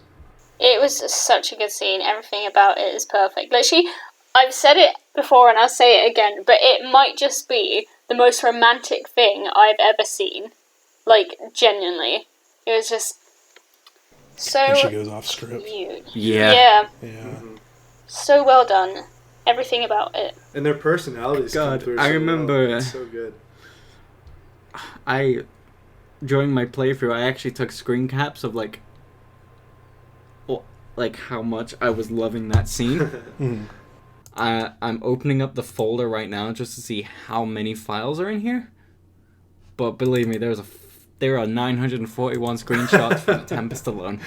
Jesus. The full range of emotion. I didn't know like the scope of what we were going to have to remember for the lines. So I wrote down every single line. Oh, you did? And I was just recently cleaning off my desk, like past, I don't know, last week or something like that. And I found the paper where I'd written it all down. It was like a whole side of a paper where like all the lines I had written down. And I did it like by hand too. And I remember like it taking me a really long time. Like, dude, that's so you got to keep that. That's so cool. Yeah. But it's not just like the Rachel and Chloe part that's really well done. I love the impact that you have on Nathan's performance. Oh as well. yeah, that bit's a really cool detail. Yeah. Where he gets his confidence if you actually get Samantha to talk to him, and when you get to defend him, it's really nice to see that side of Nathan. Yeah. He got booed, which I thought was like they kind of boo him, and I was like, what the fuck? He did a good job. I really messed that part up because I honestly did not even find the opportunity to even talk to Samantha or like I heard Mr. Prescott like talking to Nathan in the background, and I kind of just left it alone. I didn't know you could do anything. So I got the one where he like bombs on stage and he just like walks off like, fuck you, dejected and Yeah. he does a really good job. He does a really good job if he gets his groove. I think his groove back. Nice. I like that as well, just because like the reason I decided to stick up for Nathan and kind of like against like his dad, and like the reason I spoke to Samantha is because I was like, well, like I don't know, maybe if it just changes like him a little bit, like if it's for the better, then like why not? And then it's like kind of reassures that like it gives you like a little bit of hope, you know. I don't know. I like that bit. It's a nice detail. One of my favorite things about the scene, and I think I told you guys this, was the way that they really like made you feel like you were on stage. Because like, I mean, if you guys have ever done anything on stage, like like how terrifying it can be, and going out there and like the way they magnified the lights, you can't make out anybody's face in the audience. They're all just sort of like weird silhouettes, and when you first walk out and then you actually have to like, it's part of the game, you actually have to walk to different set pieces and then recite the lines. It's friggin' incredible. No thanks. That was all the whole everything to do with the Tempest was just so fucking well done and so like well put together. Also, that like Chloe, her outfit was super fucking adorable. Yeah. Oh, I I loved it. Oh my god. As when soon it as I does saw the- her in those sparkly tights. I remember, like, I kind of gasped. Like, it was just, I thought it was, like, so fucking adorable. Like, and I was like, oh, look at her. And, Doesn't it? which I know that's sort of When it reaction first of reveals, when she doesn't it do hated, like a but- pan up, like when she's looking at herself in the mirror? Yeah. It does I kind of was, like a cutaway, and then... I was playing through Before the Storm with my friend Dan, who we've been playing through all episodes of Life is Strange, and the one thing that he said about the costume, which I can't unsee, is like, looks like a chocobo. I can see awesome. it. God, yeah, I mean, Chocobo-y. that outfit is really well done, and I want to gush about it, but it'll just be nonsense. And I want to keep it somewhat brief, but the say yes lady in the audience was me. Oh, yeah. I saw people Just my big making mood. memes about how like it was Steph and she was like sensing lesbian activity, so she ran all the way there. Yeah. Just went back to the hospital Yeah. afterwards. See our Twitter feeds. I think I remember seeing a screenshot of like the Tempest and the DeviantArt post of like, God, I wish that was me. Yeah. Yeah, With Steph, yeah. Yeah. So, can we move on to the next scene, Yes, please? Yeah. Well, before we do, we can talk about how Rachel brings Chloe onto stage. So they. Oh, so that's they just can the bow. whole scene was so cute. I have feelings. It's like, you're so dead. How dead? Hella dead. It's like, she said the thing. Yeah. Yeah. That was super sweet. Yeah, so before the scene ends, you get to see the woman from the RV in the audience. Yeah. The woman. The woman trademark. Which... I want to say... Did no one, like... No one at Blackwell... It was just, we're going to do this stage on campus. And also anybody, literally anybody, can just show up. We're not going to check. Tickets. We're not going to do anything about it. That is a little questionable. Yeah. So, the security around Blackwell, Skip. What are you doing? He was. I mean, distraught. I'm glad your music career is going good because your security work, questionable. Alright, so we're moving on to the scene in the street. People in the street. I'm so excited to talk about this scene. Yes. Oof. Boy. Let's so just do it. it's basically it's just fucking flirting for me. For me anyway, it was. Anyway. Yeah. Not sure what it was for you guys, but It was really it captured, like, I chose the kiss. Yeah. And damn right. it was it captured, like, just the magic of, like, Yes. a young romance, Yes. like, so well. Like, that was another really, really well done scene. I really did screech. I don't know. I believe that. I fell off my chair and got carpet burn because I was so emotional. I think I messaged you, Sean, and like we were playing more or less around the same time. Yeah. So I think I just messaged you. It's like, did you do the thing? Did you do the thing? So Yeah. I want to. I mean, I found out. You found out. I wanted ahead. to say Aaron. I've seen pretty much every mushy piece of media like you can imagine, and like I feel like I've been sort of like jaded. Like I still eat it up, but it doesn't really like affect me. There's always like a sort of like disconnect there. Like I know it's fictional and whatever. This was the first time where I felt like exhilarated. Like when I saw this sequence pan out and you did the kiss and then there are like the ashes falling and it looks like snow. Like I cannot even describe what that was like. It was like I got a rush for them. Yeah. Like it was like a No, high. same. Oh my god. I still watch it and I get butterflies in my stomach. It makes me so happy. Right? It's the cutest thing I've ever seen in my life. Cured my depression. I had to take off my screenshot. I had to take it off my desktop wallpaper. Why? What? Why? It's hard to explain when people walk in. Oh.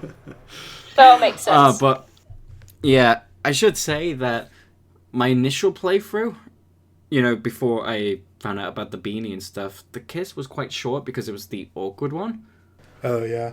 So I made sure to do everything like pro Rachel that I could, and I'm happy that I did. Wait, are you saying there was a different type of kiss? Yeah, it was kind of it was a lot shorter. There's two, like, oh my god, they're just all very gay.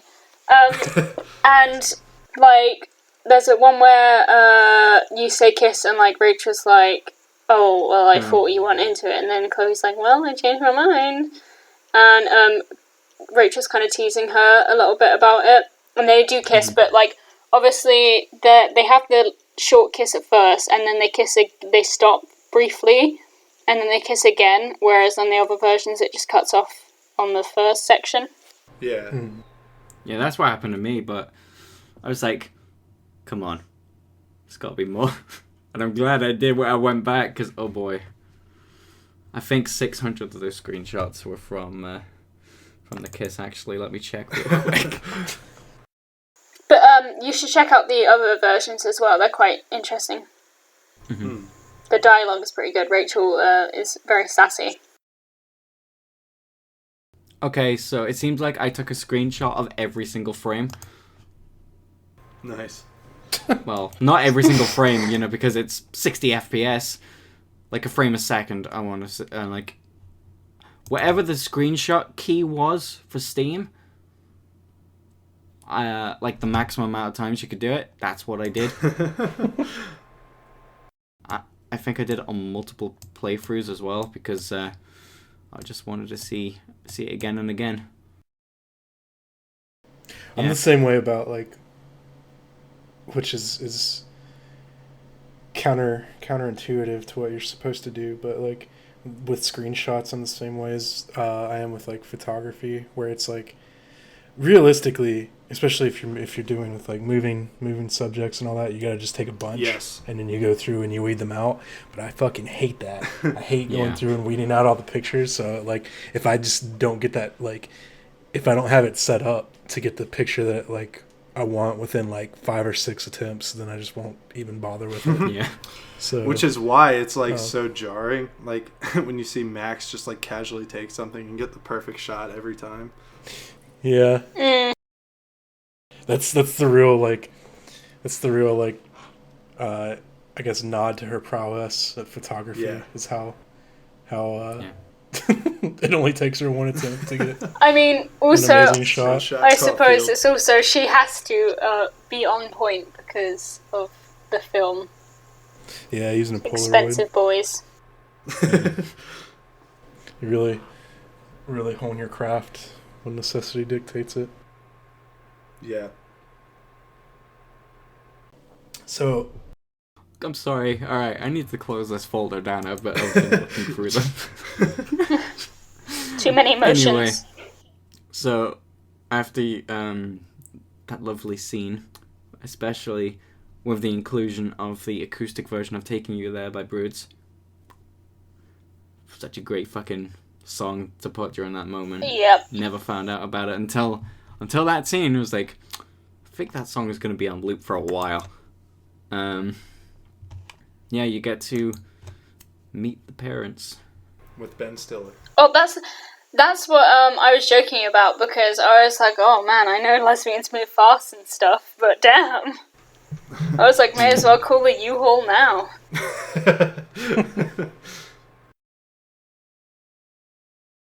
I think trying to think of how to say this where it doesn't come across as insulting, but I think like when you're that age and you're in high school and like the world seems a lot smaller than it really is. Yeah. Like, things do seem a lot more dire, and they seem a lot more like, this is it. Meaningful. And so, like, I think, like, and especially given the fact that Chloe is, like, has been basically alone for a while now, and she's, like, feeling so, like, alienated Joyous. and all that. And so, But with Rachel and all that stuff. like, I don't know, it makes sense. It makes sense in my head anyway for her to have, like, fallen so hard for Rachel. So Yeah. fast. Yeah, definitely. It's like It's what she deserves. Every time someone mentions about Chloe and Rachel's relationship, the one thing that keeps popping in my fucking head is Kylie loves me from the extra live stream. Such a good time. Shout out to Rihanna and Kylie for just amazing fucking acting as Yeah. Chloe and Rachel. For realsies. So yeah, let's So talk now about. we're in the Amber household, which is extremely uncomfortable. Oh yeah. I don't With that whole. I don't know whole what thing this is says so- about me, but I love their house. Oh, true. Like, I mean, it's a little, like, ostentatious, but, like, I would not mind, like, going there and having dinner sometime. Just gotta be a district attorney Yeah, that's right. in a sleepy little town in Oregon. Seattle. I found Oh yeah. Shit. Rose to be very robotic. I don't know if anyone else felt that. Yeah. Yeah, she seemed very like Stepford wife, Mhm. Yeah. Yeah. and just which like I think it kind of like even doesn't Rachel even mention something about that, like I don't know. I know like I thought that at first, but then like toward the end of like the fight and all that, like when she starts like kind of like know like what's going on, you need to stop like dismissing what Rachel has to say, like that sort of thing. She was like kind of like breaking out, but then like up until that point she was very like, we need to have a nice meal. Yeah. I think, I am the mom. yes. Oh my god. I am Also, she shades Chloe a little bit. Everyone's just coming for Chloe. When Chloe like is wearing Rachel's clothes and she's like, well, make sure you wash it before you bring it back. And I'm like, okay. I'm like, you're gonna have to wash the whole daughter before you bring her back. Screw you. Why do parents hate their children's friends? Yeah, why is that? I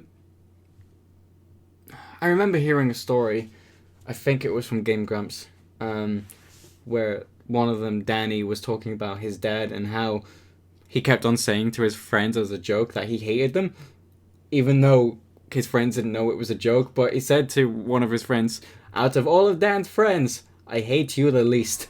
It's like, God, I was like, what the people... Yeah, it's weird. I think, well, I can speak for myself. My parents were pretty sober-minded when it came to my friends. They were always, like, you know, innocent until proven guilty. And there were only, like, a couple Yeah, of same them for my parents. that they really didn't like.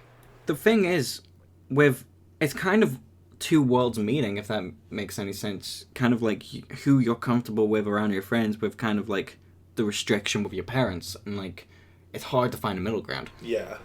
Especially when your parents are these bougie ass motherfuckers. And Chloe is very much not that. Yeah.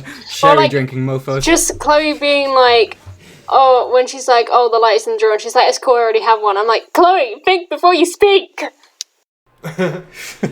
I thought that was really cool, though. I like that you mentioned that, actually, Joey, because, like, I appreciated that Chloe wasn't, like, she didn't really hold back at all. She was still herself throughout the duration. Yeah. Yeah. Because I don't know, I've been in situations where I feel like kind of, like, if I'm meeting a significant other's parents or whatever, or, like, trying to be on my best behavior, I kind of, like, hide certain parts like that I think might be undesirable. But she just kind of... I'm 30 years old and I still feel like I have to like I'm a fucking kid whenever I'm around someone else's Right? parents. Yeah. I feel like I'm so uncomfortable. I hate it. I hate parents. I hate being around like respectable adults. Yeah, which in reality nobody has their shit together, and like, No. everybody's just. But in my head, when that's happening, like I'm scum of the earth, and like, Yeah. people, like they're fucking Anubis weighing my heart against the feather. And I'm about to get fucking eaten by a fucking alligator for all eternity. Crocodile. I also like that every time when Chloe was trying to crack a joke, none of them would get it. It would It's just like- fall flat. Now you know how I feel. It's a hard life to live. Fucking, maybe that's it. Maybe I'm the joke all along. What? Maybe Sorry. so. Anyway, Maybe so. So there's some. I should say the final graffiti is on the newspaper, but Yeah. you got to do some tasks for Rose first before you do it. Like asking James what drink he wants, sending the plates, all that stuff, and the glasses. And then Frankenstein or Dracula. I think I did Dr. Acula. Yeah. I don't remember Joey. the... Thank you for that Yeah. reference. Scrubs. Yeah. Is there something you find out about Sarah here, or is that in episode 3? It's like the end. It's like the like final The cliffhanger. finale. Yeah. Well, no, I mean like. But, She, Never- we'll never get mind. to it because we still have to go through the actual conversation at dinner Yeah. first, yeah. which is uncomfortable to say the least because I knew shit was gonna go down when Rachel said "fucking blow me."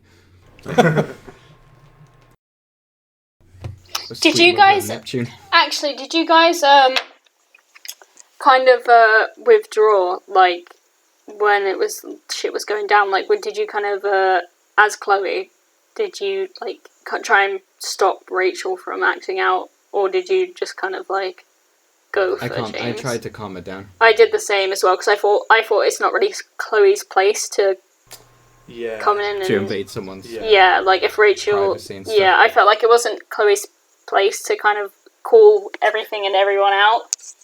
Yeah. Yeah. I think I didn't try to calm Rachel down, but I also didn't try to like escalate things. I think it was because I think it was like one of those things where it was like I wanted Rachel to do it. Right. Oh yeah, So I think there was like a few choices where I might have like that I picked that were like kind of like goading Rachel, but then for the most part it was like kind of. Sitting on the fence, really, you don't really want to go on either side. yeah. Well, no, I was on Rachel's side. I Yeah. wanted her to be the one to like confront him. So like there was a couple of choices I remember, like a couple of choices where it was like trying to goad Rachel to do that to like to lash out, I guess, because I thought it was like something Okay. that needed to happen, but I didn't want Yeah. to be the one to like Yeah, totally. initiate it. Not instigate in it. front of the salad. Yeah, but when Rachel does lash out, it is I'd say it's a whole different side. Yeah. Well, I wanted to call out, so, I mean, this might be like a side point, but like, right before she does, you see her start to like, her anger rises, and then you see Shake. the candles start to flicker, and the flames like go up a little bit. And I feel like this has been a continuing theme, and there have been a lot of theories about it, but like, I don't know, do we want to go into like whether or not she has supernatural powers? Yeah, what's your thought on it? I think I think she does, and I only say that because I think that they're like in episode 1, at the end of episode 1, we see her kick over the trash can, we see her scream, and then there's this huge gust of wind that brings up the fire, and then And I don't know, like, that I could have passed off as, like, coincidence or just for dramatic effect or whatever, but I don't know why they would deliberately, like, make the candle flames start to, like, visibly increase. Yeah. And I kind of like that it's vague and that they weren't heavy-handed with it, but I'm inclined to believe that she has some sort of bigger power. My theory on it, because I thought about this a lot, is more my theory, and I know we've talked about this before, but my theory is more tied into like sort of the mysticism of Arcadia Bay as a whole, and I feel almost like Arcadia Bay, like there's something like maybe kind of spiritual and like supernatural with Arcadia Bay, and it more uses like strong emotions as a conduit, like it uses Max as a conduit to bring about these events that happen in season 1, and it's linked to like extremely strong emotion from Max with Chloe getting shot and like her like desperation to like prevent that from happening. Yeah. And I think that's like especially prescient in Before the Storm, where it's like Rachel being like, if there is something supernatural there, like if there is something mystical happening, it's like they're conduits for that. I think more so than like, I mean, I guess you could argue it's semantics, but more so than like Rachel herself. Like I feel like if it were anywhere else, like it wouldn't. No, I like that idea. And I don't. Well, my only thing is, and I think Zach in a previous episode like sort of corroborated that and like tied it to Arcadia Bay as well. And I like that idea better than it being specific to one person. But because, well, we don't know anything about what's to come for Life is Strange, but because I think we can safely assume that Arcadia Bay will no longer be involved, that if it is still a factor, it could be sort of, universal or, not so specific to that one location. But I think it's interesting to attribute it to a place as opposed to a single person. Yeah. And I think too, like if Rachel does have some sort of underlying thing, she has no idea about it, and so it's unharnessed.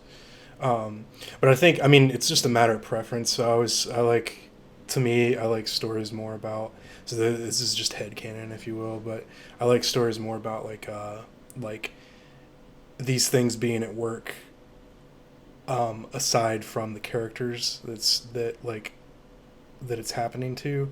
So it's like, it's its own, like for instance, like with the dreams and stuff that Chloe is having and how they're like, this like seemingly prophetic and like, there's like all this stuff happening and all that. I like that it's like more in the like the Raven imagery and stuff like that.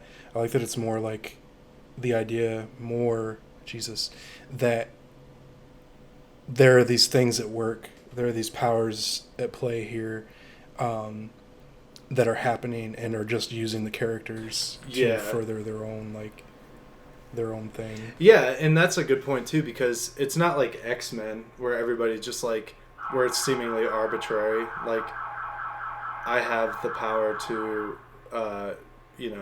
I'm Cyclops, I can shoot lasers out of my eyes. Like, it's like Max can rewind time because she's empathetic and she's conscious of her surroundings and she thinks things through, and so it makes sense for her to have the ability to redo something and see what the best outcome is. Rachel is often compared to a fire because she's this unstoppable force and can't really be contained. And not to give too many spoilers about episode 3, but we're about to get to that, so I won't say anything. But I think it makes sense in that regard to, play to their personalities, and what you were saying before about how if it is Arcadia Bay simply like responding to strong emotions and sort of amplifying those into like tangible forces, then I think that's really cool. Yeah. That's just, I love to do. That's what I love to honestly do. I would honestly love to do an episode entirely on this just have a whole discussion on powers and all that stuff. Yeah, that would be cool. Because I know we did an episode on timelines, but I'd love to kind of go into like the aspect of powers, what they mean, like, and you know what you kind of talked about, Aaron, about like how Max, you know, how her power relates to her, and how possibly Rachel's could have related to her. I would love to do an episode on that, honestly, with maybe even try and actually come up with powers to fit other people as well. Yeah, we could do that. So yeah, kind of getting back into it, Rachel confronts James about it, and just James pretty much fesses up that, Yeah. The woman under the tree was Rachel's real mom. Yeah. And before the credits roll, we get to see a little montage of the after effects of the episode with like Mikey. For me, it was Mikey and Steph in the hospital. Mm-hmm. Samantha waiting for Nathan at the play. Oh yeah. Sarah in the street. And I'm just running it through my head, just trying to remember what there was. Oh yeah, with Damon and Frank. Oh yeah. With the debt thing. I really loved that the thing with Samantha and Nathan. Mostly because, I mean, Oh, yeah. it's a nice moment, and it's nice to see somebody that genuinely cares about him. But I also liked, I think Haley mentioned at one point, like, she had no idea that was even a thing because it has no dialogue. Yeah. It was a nice little surprise for her. Yeah, that was really awesome to see as well. And it was nice to see that the overall montage was kind of like of negative consequences from your decisions, whilst the Nathan and Samantha one was a nice little light. Yeah. Yeah. Nice piece in it. Yeah. And the song during that was Youth. Which is By my Daughter. favourite song by Daughter. Oh man. Oh wait. That was Yeah. before the storm. Yeah. I had heard Youth, and I think maybe I listened to maybe another one of their songs, but I remember really liking Youth, and then I just kind of forgot about it. So it was cool to have that. Yeah, actually I got was that really album. I was really hoping they were going to use Youth in it because it's also a song I'd heard before. So that was nice. I had never heard it, and I was a little embarrassed because when I first heard it play through, I thought it was Florence and the Machine. That's totally fine. I just, God, like, I can't express how much Life is Strange has opened the possibilities of music to Yeah. me. Like, there's so many things that I've discovered through this game. Daughter being one of them. Yeah. Season 1, with the exception of maybe one or two, I don't think I'd heard Sparkle Horse before. Season 1, and Amanda Palmer, I don't think I'd heard before. But all the others, like, I knew already. At least knew the band if I didn't know the song. Oh, already. really? I had no idea. But before the storm, I didn't know a lot of Daughter songs, so it was nice.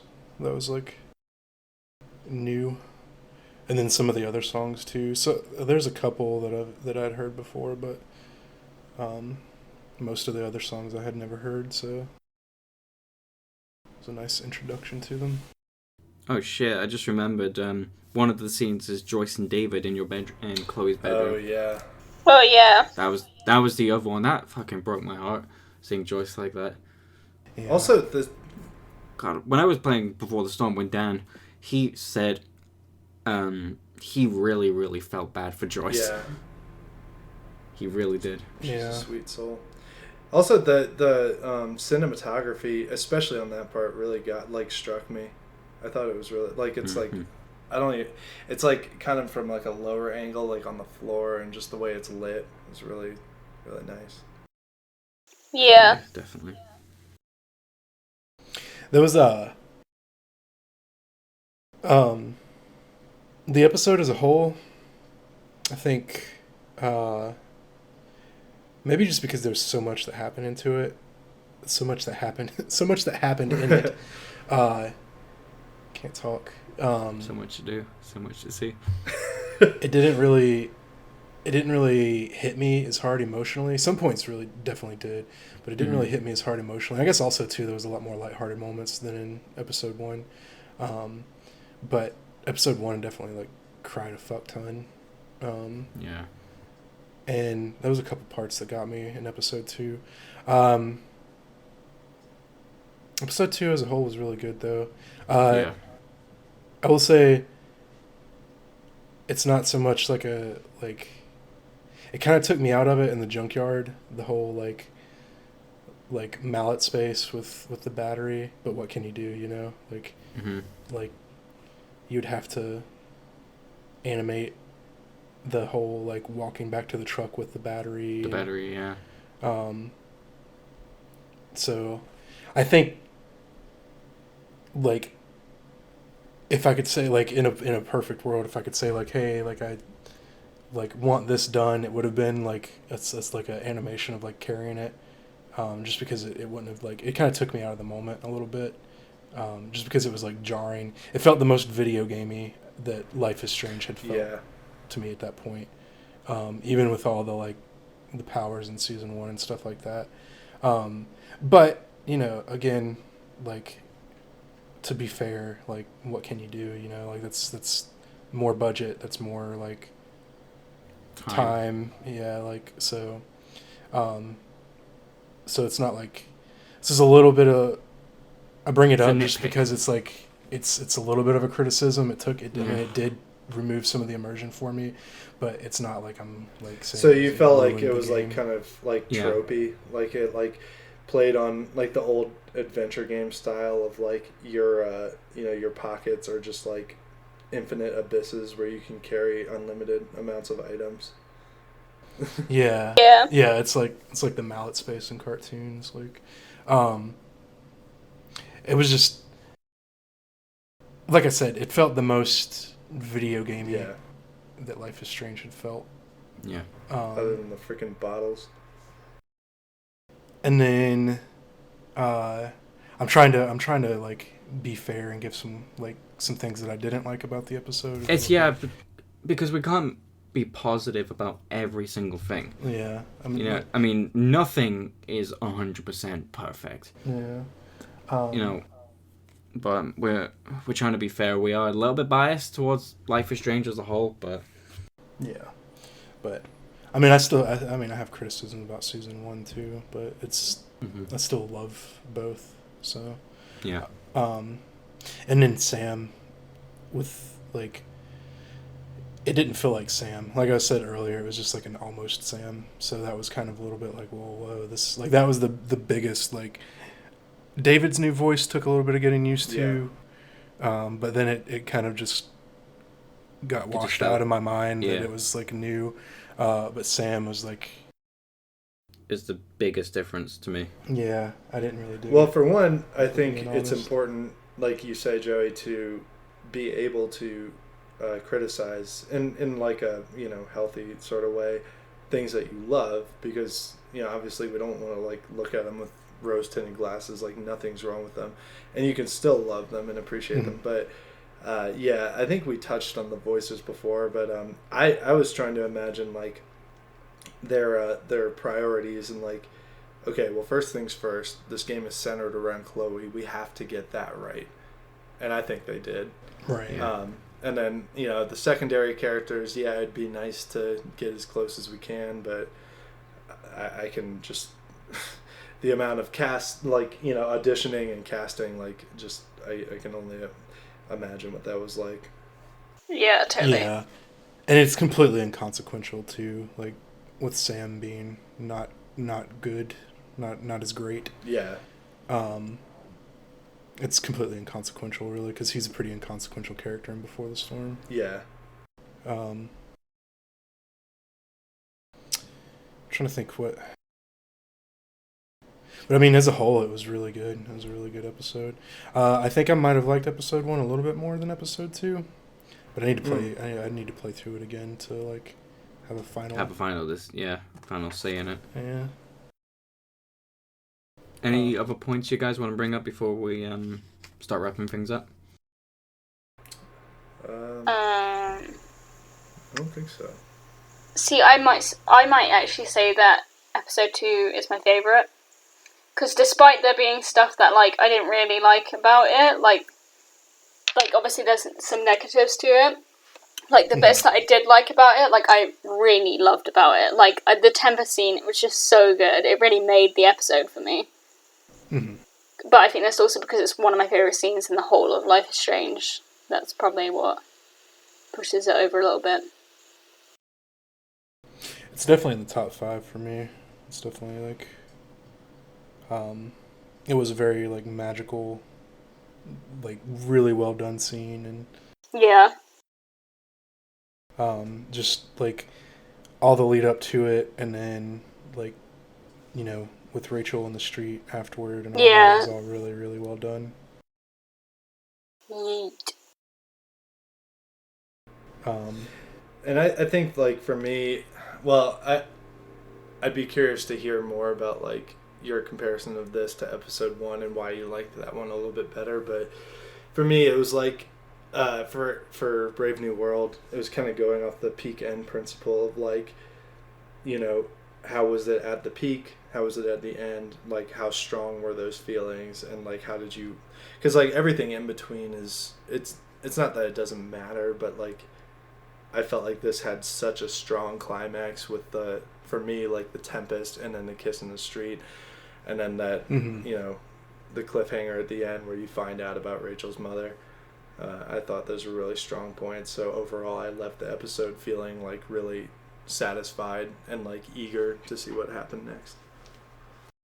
Yeah, it was definitely it was a lot of the payoffs in it were really nice.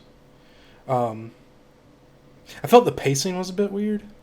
And I think I'd agree, but I keep remembering how long the episode was as a whole. Yeah.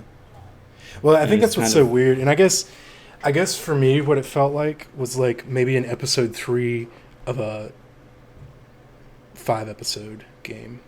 Which, given that it was only 3 episodes, it like I understand why it like came across that way. And it's more so just my own paradigm than I think it is like a critique on the game.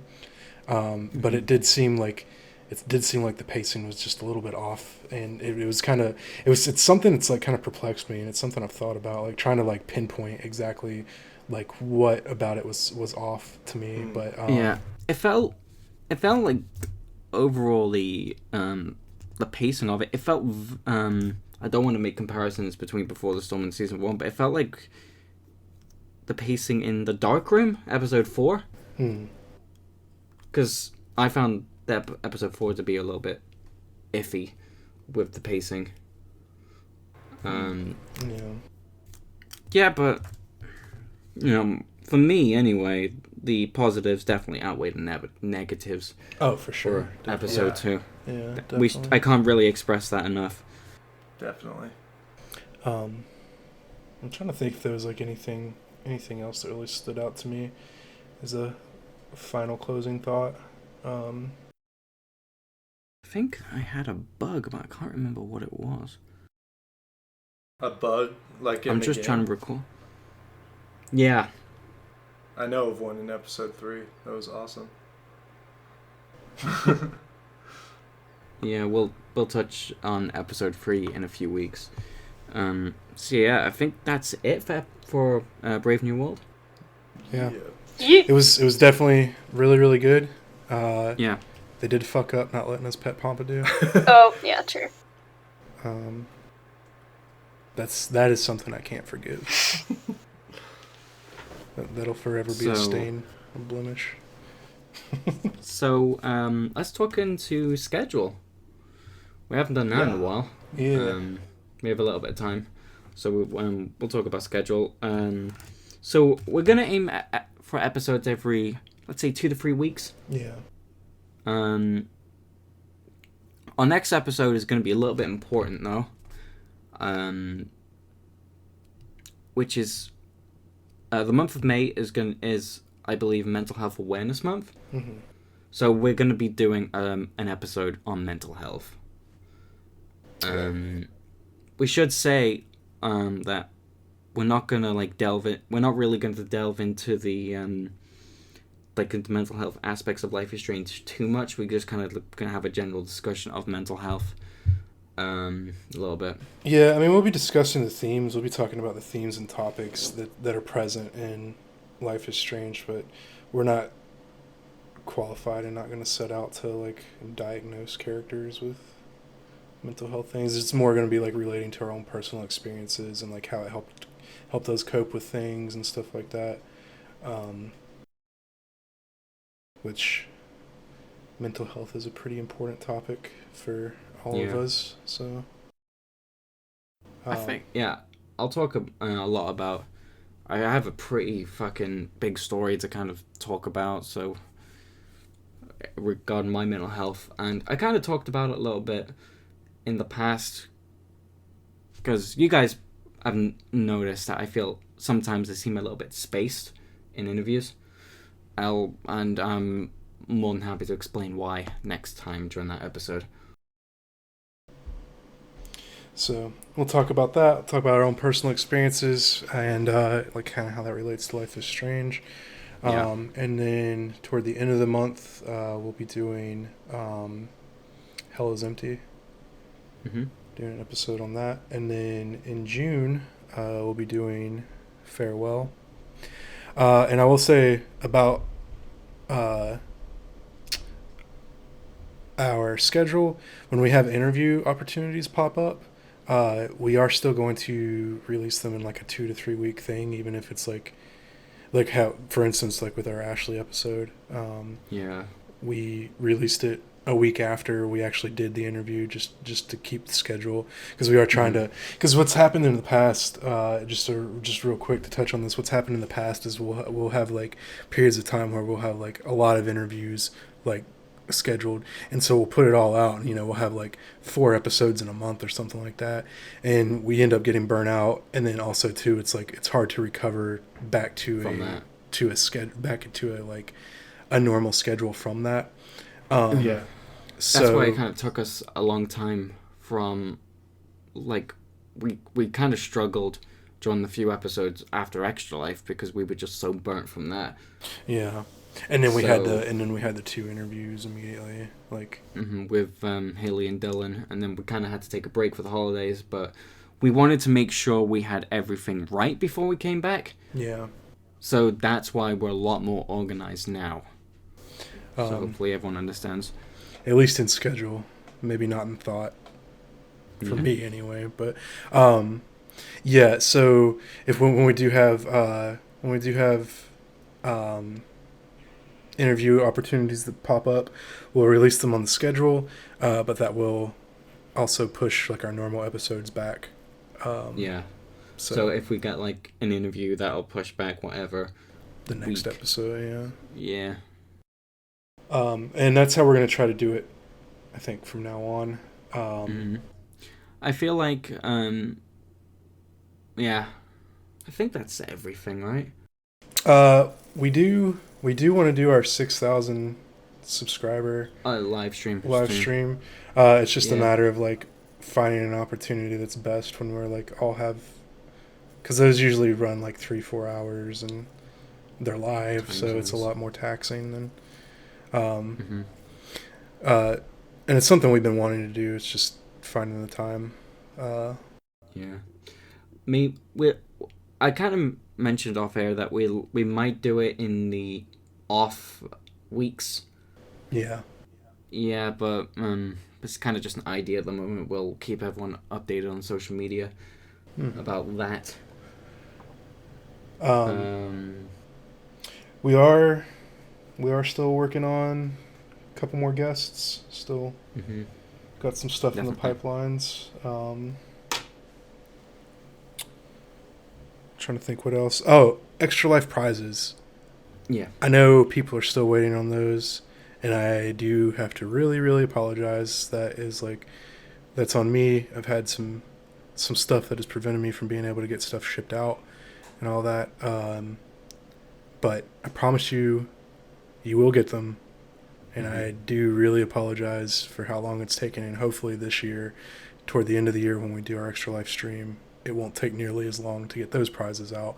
But thanks for bearing with us. And again, I'm really sorry it's taken so long for you to get them.